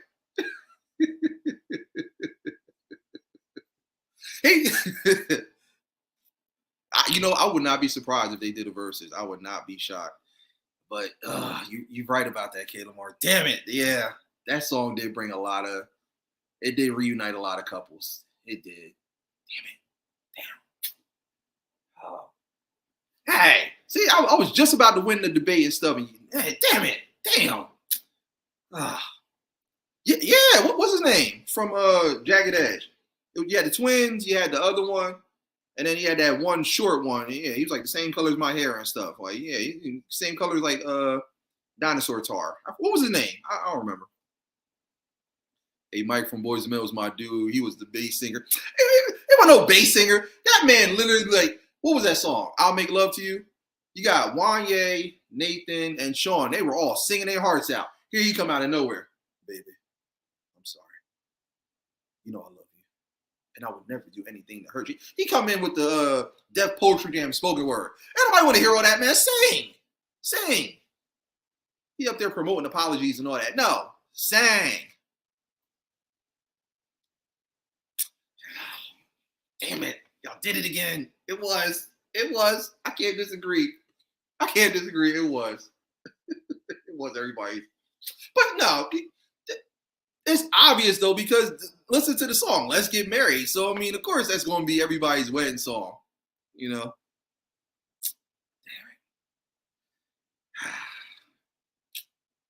Okay. All right. I'll say this. I still like 112. I still feel like they had better bangers and a better catalog. But as far as vocals, I will say Jagged Edge. Jagged Edge did harmonize a little bit better. That's the new hashtag. Bass singers matter too. Oh, man. Oh, damn it. Y'all got that one. All right. Jagged Edge wins. You got me mumbling like an old man. It's all good though. We having fun. All right. So for all those coming in, I'm gonna go over the questions real quick before we dive into these next two Mount Rushmore things. So let me go over the questions real quick. Question 1: in your honest opinion, why do you believe most music groups don't stay together? Question 2: do you think music groups that disbanded years ago would still have the same type of success in today's musical society and generation as they did in the past if they remain together, and why? Question 3: which option do you believe makes more sense for music groups and why? Option 1: groups should release a bunch of musical projects and then eventually go their separate ways to pursue solo careers. Option 2: groups should allow members to pursue solo careers while still remaining together to release music projects collectively. And then question 4: which solo artists would you have loved to have seen come together and form a music group? When I get in the group, and I'm the bass thing and killing it, hey, I might be there with you. LD, what's going on? How you feeling? How you living? Welcome in. Appreciate you joining. And then again, the Mount Rushmore, the first one. Which music groups are you putting into your Mount Rushmore? And what is your favorite album from each of those groups, as well as an honorable mention? All right, now let's get into this next Mount Rushmore. Now, which music groups are you putting into your Mount Rushmore that were only one-hit wonders? Let's go. I'm going to repeat that again. Which music groups are you putting into your Mount Rushmore that were only one-hit wonders? Got to challenge y'all. Let's go.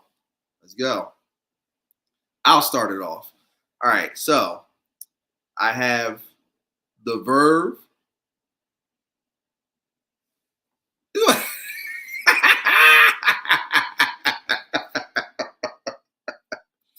Warbeard, beer music, 10 times platinum. Hey, we out here going diamond, my guy. Album coming soon. All right, so think about it. Take your time. Think of all the groups that you know that only created a one-hit wonder. Think of every music group that you know.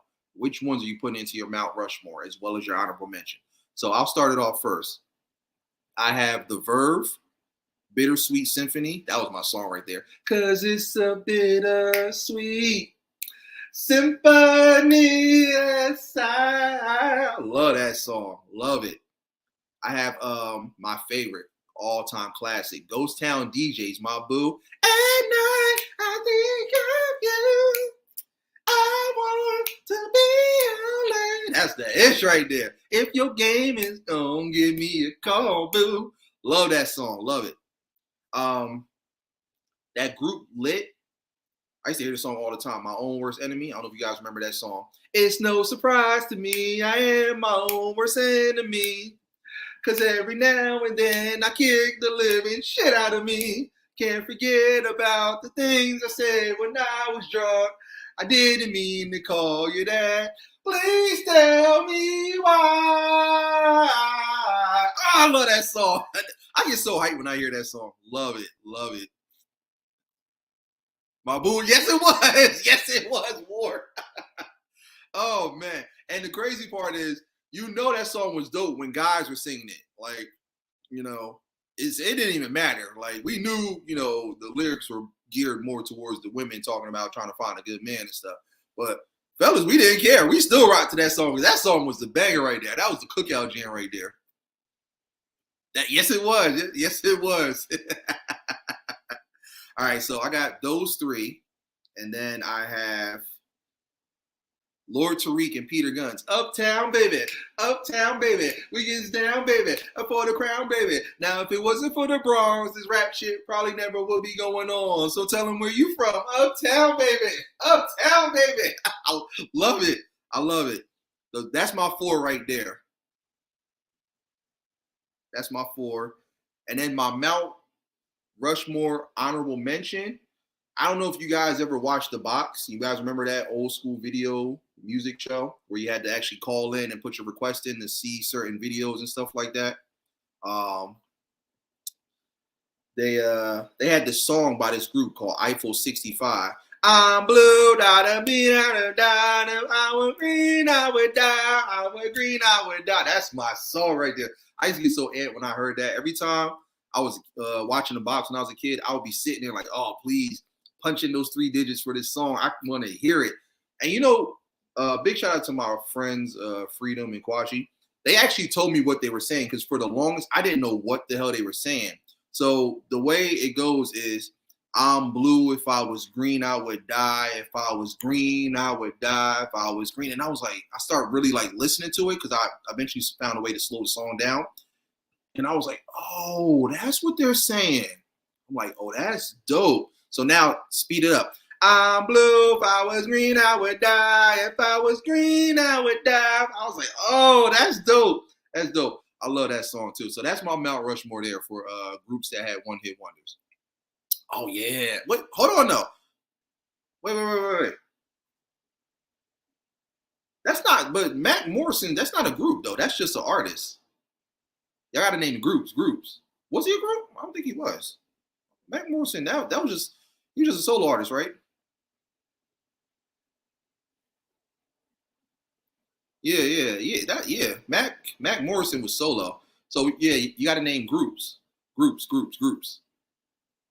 Terror Squad, Lean Back. Okay. All right. Yeah. It's all good. It's tough. It's tough because you just start thinking of songs and you just start going down memory lane. It's all good. It's all good. Yeah. Groups.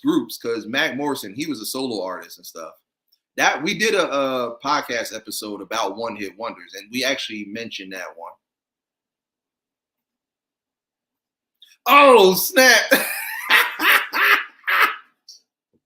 Yo, I remember we used to sing that all the time in middle school. The girl on TV, LFO, Light Funky Ones. Dang, you took it all the way back, cuz.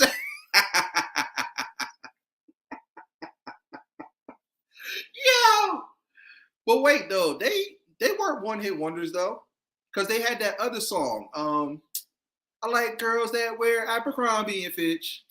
I take it if I had one wish. No, they weren't one-hit wonders though. Close. But Girl on TV, they didn't popularize that song like as much as they did the other one. Oh man. Like Funky Ones. Dang, whatever happened to them? Oh, Milli Vanilli. Girl, you know it's true. Loved it. I told you we gonna go back in time, y'all. Ghost Town DJs My Boo. Oh, come on, War. We going there. Come on, ride that train. And ride it. Woo. Come on, ride that train. I love it. Oh, come on. Drop Kansas to go. Let me see it. Took to roll. 69 boys. What they know about it? Summer Girls. I was trying to think of what it was called. Summer Girls. Yeah. Yo, LFO was dope. A lot of people slept on them. Light Funky Ones, they were dope. They were cool, man. Oh man. They were kind of like what's that group? They reminded me of One Direction, but just like a rap version of them. They were dope, man. Oh man, LSG. Woo! Wait, is that the only song they had? Yeah. That is the only song they had. My body all over your body, babe. Your body all over my body. It's your body, babe. Levert, Sweat, and Gill. All right, real quick, because everybody tells me this too. Do I look like Gerald Levert? Give me like a thumbs up or like or like a yes or something. Because I get it all the time. I mean, I'm not complaining, you know. Like I even, kind of went under the moniker Gerald LeBeard. But I swear, like everywhere I go, people are like, "You look like somebody." I'm like, "Who?" Like Gerald Levert.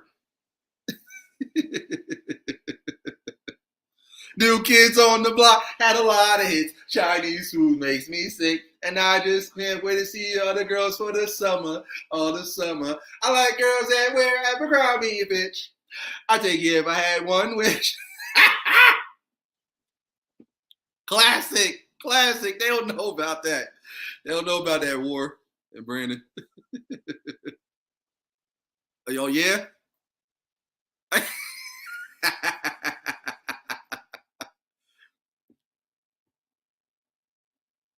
Wow. Len, steal my sunshine. If you steal my sunshine. I forgot about them. Oh, snap. Wow. I forgot about them. Wow. Okay. Yeah. See how much fun this is? See? Where else can you do this? Nowhere else. All right. So did everybody name their everybody give their Mount Rushmores for the one hits? Everybody? Now I'm gonna need for drop Casanova Levert.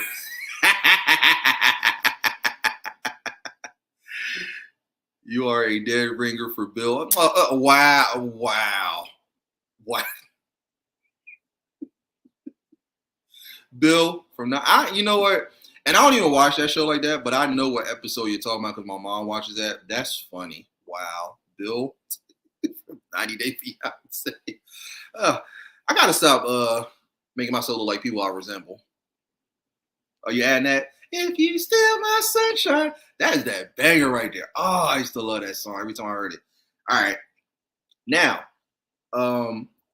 they're not here, and I was hoping they would have popped in, but I remember I had another side debate similar to the one I had with Kayla Moore. Now, this one was with my cousin Travis and his fiance Janelle. Big shout out to them.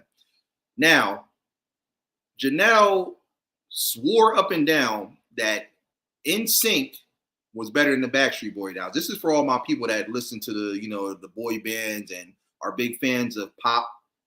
She thinks NSYNC is better than the Backstreet Boys. Travis and I do not agree. Now, let me know what y'all think. Who's better, NSYNC or the Backstreet Boys? Bulai? Bulao? What's that? I don't know what that is. I say BSB, Backstreet Boys, because if it weren't for Backstreet Boys, you would have no NSYNC. You got to remember, Backstreet Boys came out before them. They came out in 93. NSYNC came out like a year after. And then if you look at their catalogs, Backstreet Boys has way more albums and a way bigger catalog than NSYNC. Right? Playing games with my heart, in my heart, in my heart. That was that song right there. That and they are too. They're another group, still together, still doing their thing too. Yeah. Thank you. That's what I told his fiance. I'm like, nah, we both told her. Ain't no way you about to put NSYNC over the Backstreet Boys. I'm sorry. You had everybody, yeah, rock your body. That was that song. Backstreet Back, all right. Loved it. That they had who you are, where you're from, what you mean, As long as you love me. That's that banger right there. Don't make me bust out. Oh, oh, I'll never break your heart. Woo! Yeah, that one. Oh, and one of my favorites. That makes you larger than life. Woo! What? Come on. Yeah. Backstreet Boys all day. So no one else? Anybody else? Do y'all listen to NSYNC and Backstreet Boys? So me and Warriors, we're the only ones, right? So we the only ones that listen to pop music. Number one, don't judge us, okay? We love music. So we the only ones. Terrell, which one? NSYNC or Backstreet Boys? Who you going with? K Lamar, NSYNC, Backstreet Boys, Angie, NSYNC, Backstreet Boys. Who we going with? Who we going with? I hate you blowing. I mean, I'm trying. But yeah, now don't get me wrong. NSYNC had bangers. They definitely did. Because one of my favorite songs is Every Little Thing I Do Never Is Enough for You. You don't want to lose it again. Because I'm not like him. There's a sight to see. It's the love of somebody. Guess what? It's gonna be me. Oh, that's my song right there. Only song. What? What? You didn't like that song? It's gonna be me. You didn't like It's tearing up my heart when I'm with you. Actually, that is I Want You Back. You didn't like Bye Bye Bye? I didn't like that song at first, but it did grow on me. What about what's it called? Drive Myself Crazy. You didn't like that one? You see you would be a fan of that song. And oh yeah, that's my second favorite song. Gone, gone, gone, baby girl, yeah, gone. That was that shit. Yeah. So I don't see nobody else saying nothing. So I guess we got to go with Backstreet Boys. So Janelle, if you're watching, Backstreet Boys. Oh snap! I forgot about them. Kiss me. I need the moon and daylight. Ring, ring. Woo! I remember that from the Romeo and Juliet movie with Leonardo DiCaprio. Kiss me. I need the moon and daylight. Woo! That was that song right there. Sixpence None the Richer. Dope. Yeah, girlfriend too. That was that. Won't you be my girlfriend all the time? That was that song too. Yeah. Yeah, man. Look, I used to love that song. Love that. I used to hear that all the time and just be like, I'd be going to sleep or something, or like just sitting somewhere working on like an art project or something, and just be like humming that. Hell yeah, that was that banger there. All right, so let's dive into this last Mount Rushmore before we get ready to wrap this up. This has been a ball so far, so thank you all. All right, here we go. Now we're gonna get a little more challenging. So before I get ready to announce what this last Mount Rushmore thing is, and before I get everybody's take on it, let me explain what this is. So if you guys aren't sure what musical collectives are, let me explain it. Musical collectives is a phrase used to describe a group of musicians in which membership is flexible and creative control is shared. The concept is distinct from that of a traditional band in that musical collectives allow for flexibility in their rosters, and members are free to rotate in and out of the lineup. Collectives may exist in almost any genre of music, although they have been especially prominent in indie rock and hip hop. So, what musical collectives, as far as record labels are concerned? So, think about every music artist that you know that has gone and started a label and has added so many people to that roster that they basically formed like a collective music group within the label. So that's what I mean. So let me give you guys an example of what I'm saying. So think of like Jay-Z and the Rockefeller crew. Think about it. He had Memphis Bleak, he had Beanie Siegel, he had Cameron and the Diplomats, he had M.O.P., State Property with the Young Guns and all of them. But even though there was a lot of solo artists, Kanye and all of them, they formed one big group. So anytime they went out on tours and on shows, they were known as the Rockefeller Clique. Same thing with DMX and Rough Riders. Now DMX had Drag On, The Lox, Eve, Swiss Beats. You had Larceny, which consisted of Cassidy and all of them. The one guy, Jin, the Chinese rapper. Parlay was that R&B group. So that's what I mean by musical collectives, a group of artists all on one label that formed like a big mega group. So which music collectives from which music record label collectives would you put into your Mount Rushmore? So War said Motown, Def Jam, So Def. Oh, okay. All right. Bad Boy and Death Row. Oh, nice lineup. Nice lineup. Everyone else that's here, what do you guys think? Let me know. All right, I'm gonna give you mine real quick. And it was tough. It was tough. So Native Tongue. Oh, I forgot about them. They did kind of form like a big like onslaught. Yeah, that's crazy. I forgot all about them. He went way back. Went to the archives for that one, cuz. All right. So this was tough. So I had to say definitely Rockefeller. Jay-Z and the whole Rockefeller clique. They just, that roster was crazy. Just all them people, so many dope people. Like from hip hop and R&B, it was dope. So definitely them. I gotta say the Rough Riders group, just fire. Just so many dope people.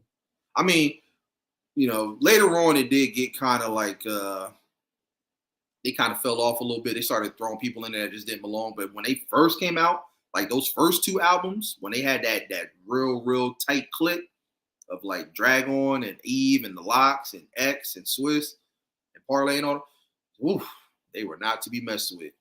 They were not to be messed with. Okay.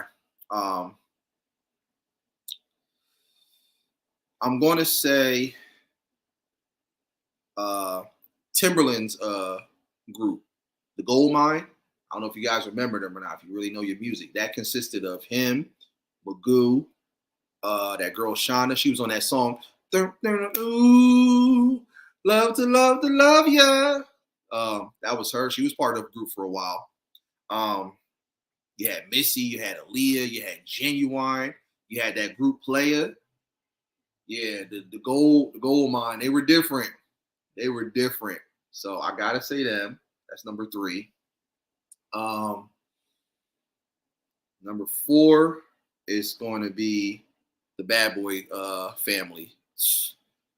That back when Diddy had that army. I'm talking about Biggie, Kim, Faith, Carl Thomas, Sherry Dennis, G-Dep, Mace, The Lox, Black Rob. I know I'm missing people. Even his production team, the Hitman. He had all 12 of those people, Stevie J and all of them. Who am I missing? Total. Whew. Can't forget about Total. I mean, I know I'm missing more people. Who else was it? Did I name everybody? Oh, the band. Even though, I wasn't too crazy about them. They had a couple hit and miss songs. But yeah, that bad boy army. Oh, Craig Mack. Rest in peace. Forgot about him. Yeah. Yeah. That was an untouchable team right there. It wasn't much you could do with that. Even Murder Inc. was doing good. Yeah, they did. But I wasn't too crazy about everybody from Murder Inc. It was only a few people I liked. I liked Ja.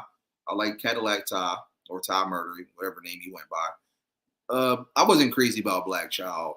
Charlie Baltimore, I did like 01. He was dope.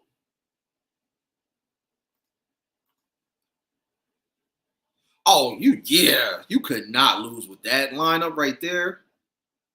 Just Missy, Genuine, and Aaliyah, that three-headed monster, that three-headed R&B monster. Oh my God, bangers, bangers. Uh, he said, "Now I want some cheesecake." I ain't walking. Yeah, look, you could call Uber Eats. Oh yeah, thank you, thank you. I forgot. Loon and Shine. I forgot about them. Forgot all about them. Yeah. Oh yeah, and he had what's the name? He had Bad Boy South because he had Young Jock and he had 8 Ball and MJG. Those are my guys right there too. I forgot about them. So underrated. Love 8 Ball and MJG. Yeah, that Bad Boy family was vicious. And my honorable mention, um, I got to go with the Dungeon family. Got to go with Outkast, Goody Mob, Sleepy Brown, Backbone. I don't know if you guys remember him or not. Still bugging like 5 deuce 4 trade. Shots about it. That was my banger right there. You know, he's a one-hit wonder. You had Deborah Killings, you had Joy, Killer Mike. Yeah, Dungeon Family was dope. Oh, and Cool Breeze too. I forgot about him. Oh, you're right. You're right. Tank was with them for like a short moment, and then that's when he ended up going solo. Yeah, I forgot about Tank. What's going on, Joe? How you feeling? How you living? Welcome, man. What's good, Furious? What's good, Rock? How you feeling? How you living? Welcome, man.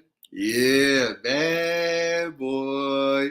Come out and play. Yes, sir. He said this stream is whoa. Right? Right? Oh man. We just about to wrap it up for those making their way in. But real quick, if you guys want to chime in and give your takes on these questions and these Mount Rushmores, I'll go ahead and go through them real quick. I pretty much wrapped up. But here we go though. Especially for my boy Rock, even though he's posing as Furious from Boys in the Hood. But you said Wu-Tang? Oh yeah, absolutely. So for those coming in, we're just talking about music groups, popular music groups from all different genres of music. So here's the questions before I wrap it up. In your honest opinion, why do you believe most music groups don't stay together? That's question 1. Question 2, do you think music groups that disbanded years ago would still have the same type of success in today's musical generation as they did in the past if they remained together, and why? Question 3, which option do you believe makes more sense for music groups and why? Number 1, groups should release a bunch of musical projects and then eventually go their separate ways to pursue solo careers. Or 2, groups should allow members to pursue solo careers while still remaining together to release musical projects collectively. And then question 4 is, which solo artists would you have loved to see come together and form a music group? Anything of any solo artist that you know from any genre. Which ones would you have loved to have seen come together and form a music group? I looked over. Oh, you, Shanti's wife. Yeah. Oh man. And then it's the 3 Mount Rushmore category. So the first one is, which music groups would you put into your Mount Rushmore, and which albums are your favorite from those groups? So think of 4 solidified groups as well as an honorable mention. Which groups are going into your Mount Rushmore, and what is your favorite album from each of those groups? That's the first one. The second one is, which music groups would you put into your Mount Rushmore that only produced one-hit wonders? That's number 2. And then the last one is, which music record label collective groups would you put into your Mount Rushmore? So what I mean by that is, think of artists that started on their own and then eventually created labels and grabbed a whole bunch of talented artists to add to their roster, and then basically formed a super mega group within the label that they created. So those are the questions there. While you guys are taking some time, for all the newcomers coming in, while you guys are kind of taking some time to figure out answers to those questions. I gotta let you guys know what's coming up next. So again, we're pretty much about to wrap this stream up. Thank you all for coming through. Those who show love and support, thank you, thank you, thank you. Tune in for episode 21. I just did a recent poll in my community tab. Okay, hold on. Rough Riders, Rockefeller, Wu-Tang, and Murder Inc. Okay, all right, nice, nice. That's almost similar to my lineup. Almost similar. Okay, so real quick, couple updates coming up in regards to the podcast. If you guys have any topics that you want me to talk about, let me know, especially if they're topics that can be discussed for like great debates. Let me know. I know my friend Warriors, he says something about Disney. So I actually got to add that to my list. We're going to talk about that too. That's going to be a dope topic, the world of Disney. I had a couple of debates with people about some of those movies and whatnot. Oh, man, appreciate that, man. Appreciate that. Thank you, man. Thank you for the super chat. I wish I had some type of theme music and stuff to play, but thank you. That means a lot. Truly, truly appreciate that. So, yeah. So okay. Oh, the second one. Which music groups would you put into your Mount Rushmore that only created and produced one-hit wonders? So think of all the groups that you know that only did one-hit wonder singles, and then that was it. You never heard from them again. So let me know what's your Mount Rushmore for those. So if you want, I'll go back and recap all of mine. So let me start with the first one. So for my for just my music groups and my favorite albums from these groups, I have Jackson 5, Destiny, Wu-Tang Clan, Wu-Tang Forever, The Lox, We Are the Streets, Outkast, Speaker Box, The Love Below, and 112 Part 3. For the second one, the groups with the one-hit wonders, I have The Verve, Bittersweet Symphony. I got Ghost Town DJs, My Boo. I have Lit, My Own Worst Enemy, Lord Tariq and Peter Guns, Deja Vu, Uptown Baby. And my honorable mention is Eiffel 65 Blue. And then for the Mount Rushmore, the musical record label collective groups, I have the Rough Riders Clique, the Rockefeller Clique, the Bad Boy Family, which was P. Diddy. And I forgot to mention, Rough Riders was DMX. The Rockefeller was Jay-Z, for those who don't know. The Gold Mine, which was Timberland's imprint and his collective, that was Missy, Genuine, Aaliyah. And then my honorable mention is the Dungeon Family, which was Outkast, Sleepy Brown, Goody Mob, Cool Breeze, all of them. So definitely, yeah. Well, we're gonna do we're just gonna do the whole world of Disney, but we're definitely gonna talk about the heroes, the villains. We're gonna talk about the movies, the shows, all of that. So I gotta make sure I add that one to my list. He is not. He is not going down. You need to cut it out. You know you like Scar. I know he did Mufasa dirty, but don't worry. We're gonna say that for that debate. I'm definitely gonna hit you up for that one more for sure. All right. So thank you all for going to my community tab and voting on the poll that I created on what's going to be the front runner for episode 21. All the other episodes that I listed, all the other topics, let me rephrase that. All the other topics that I mentioned are also going to be for those future episodes, 22 through 25. So the front runner and the winner for episode 21 is going to be a real good one too. We're going to be talking about anime and cartoons. I'm tackling both. So for all my cartoon fans, for all my anime fans, I can't wait for that one. So that's going to be in 2 weeks. So be on the lookout for that one. We're definitely going to talk about that for sure. Album Rushmore. Okay. The Diplomat Community. Okay. Wu-Tang Clan, Enter 36 Chambers, The Firm, Untitled Album, and Creeping on the Come Up, Bone Thugs. Okay. All right. Nice. Not bad. So yeah. I'll be letting you guys know when the date and the time for episode 21 will be. Again, cartoons and anime. We are going to talk about it. Cannot wait. And then all the other episodes down the road will be we're going to be talking about board games. We're going to be talking about dancers and dance crews. We're going to be talking about social media. We're also going to be talking about a more serious one, but we still going to have some fun with it. What's the best way to go about finding love, true love? So we're going to talk about that. And then, like I said, I got a couple more episodes down the road. I'm still trying to get as many different topics together as I can. So if you guys know of any other ones, definitely let me know. You can hit me up through Discord. You can hit me up directly if you have my phone number or my email. You can hit me up on IG. You can also hit me up on my YouTube. I always respond to everybody when they drop comments and stuff.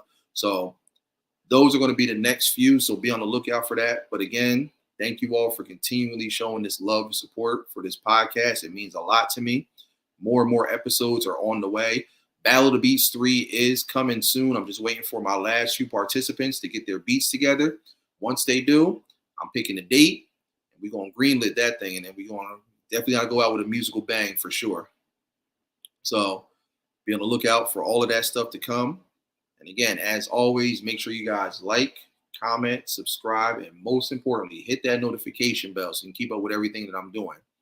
Anytime I go live, come through, kick your feet up, relax. My home is your home. You guys already know what it is. Remember, 4 beautiful things that make this world go round: peace, love, positivity, and prosperity always. So until next time, I'm your host, Jay, a.k.a. Big Daddy Beard. This has been another episode of the Debate Table. Thank you very much. God bless and good night. Well, hold on. Oh, appreciate that, man. Appreciate it. Thank you. Thank you. Hey, make sure you come in for episode 21. I'm gonna send you a reminder. So cartoons and anime, that's right up our alley. So we got to talk about that. Don't forget to come back for Madam Zeroni.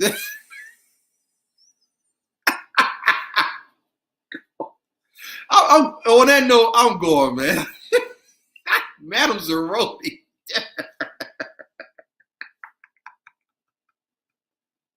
All right, I gotta go. That you just made my side hurt. All right. That's a good one. Damn, I forgot about that. Oh my god. All right, y'all. I'm out here, man. Peace and love. Until next time. Love y'all. Peace. Gone. Oh my god.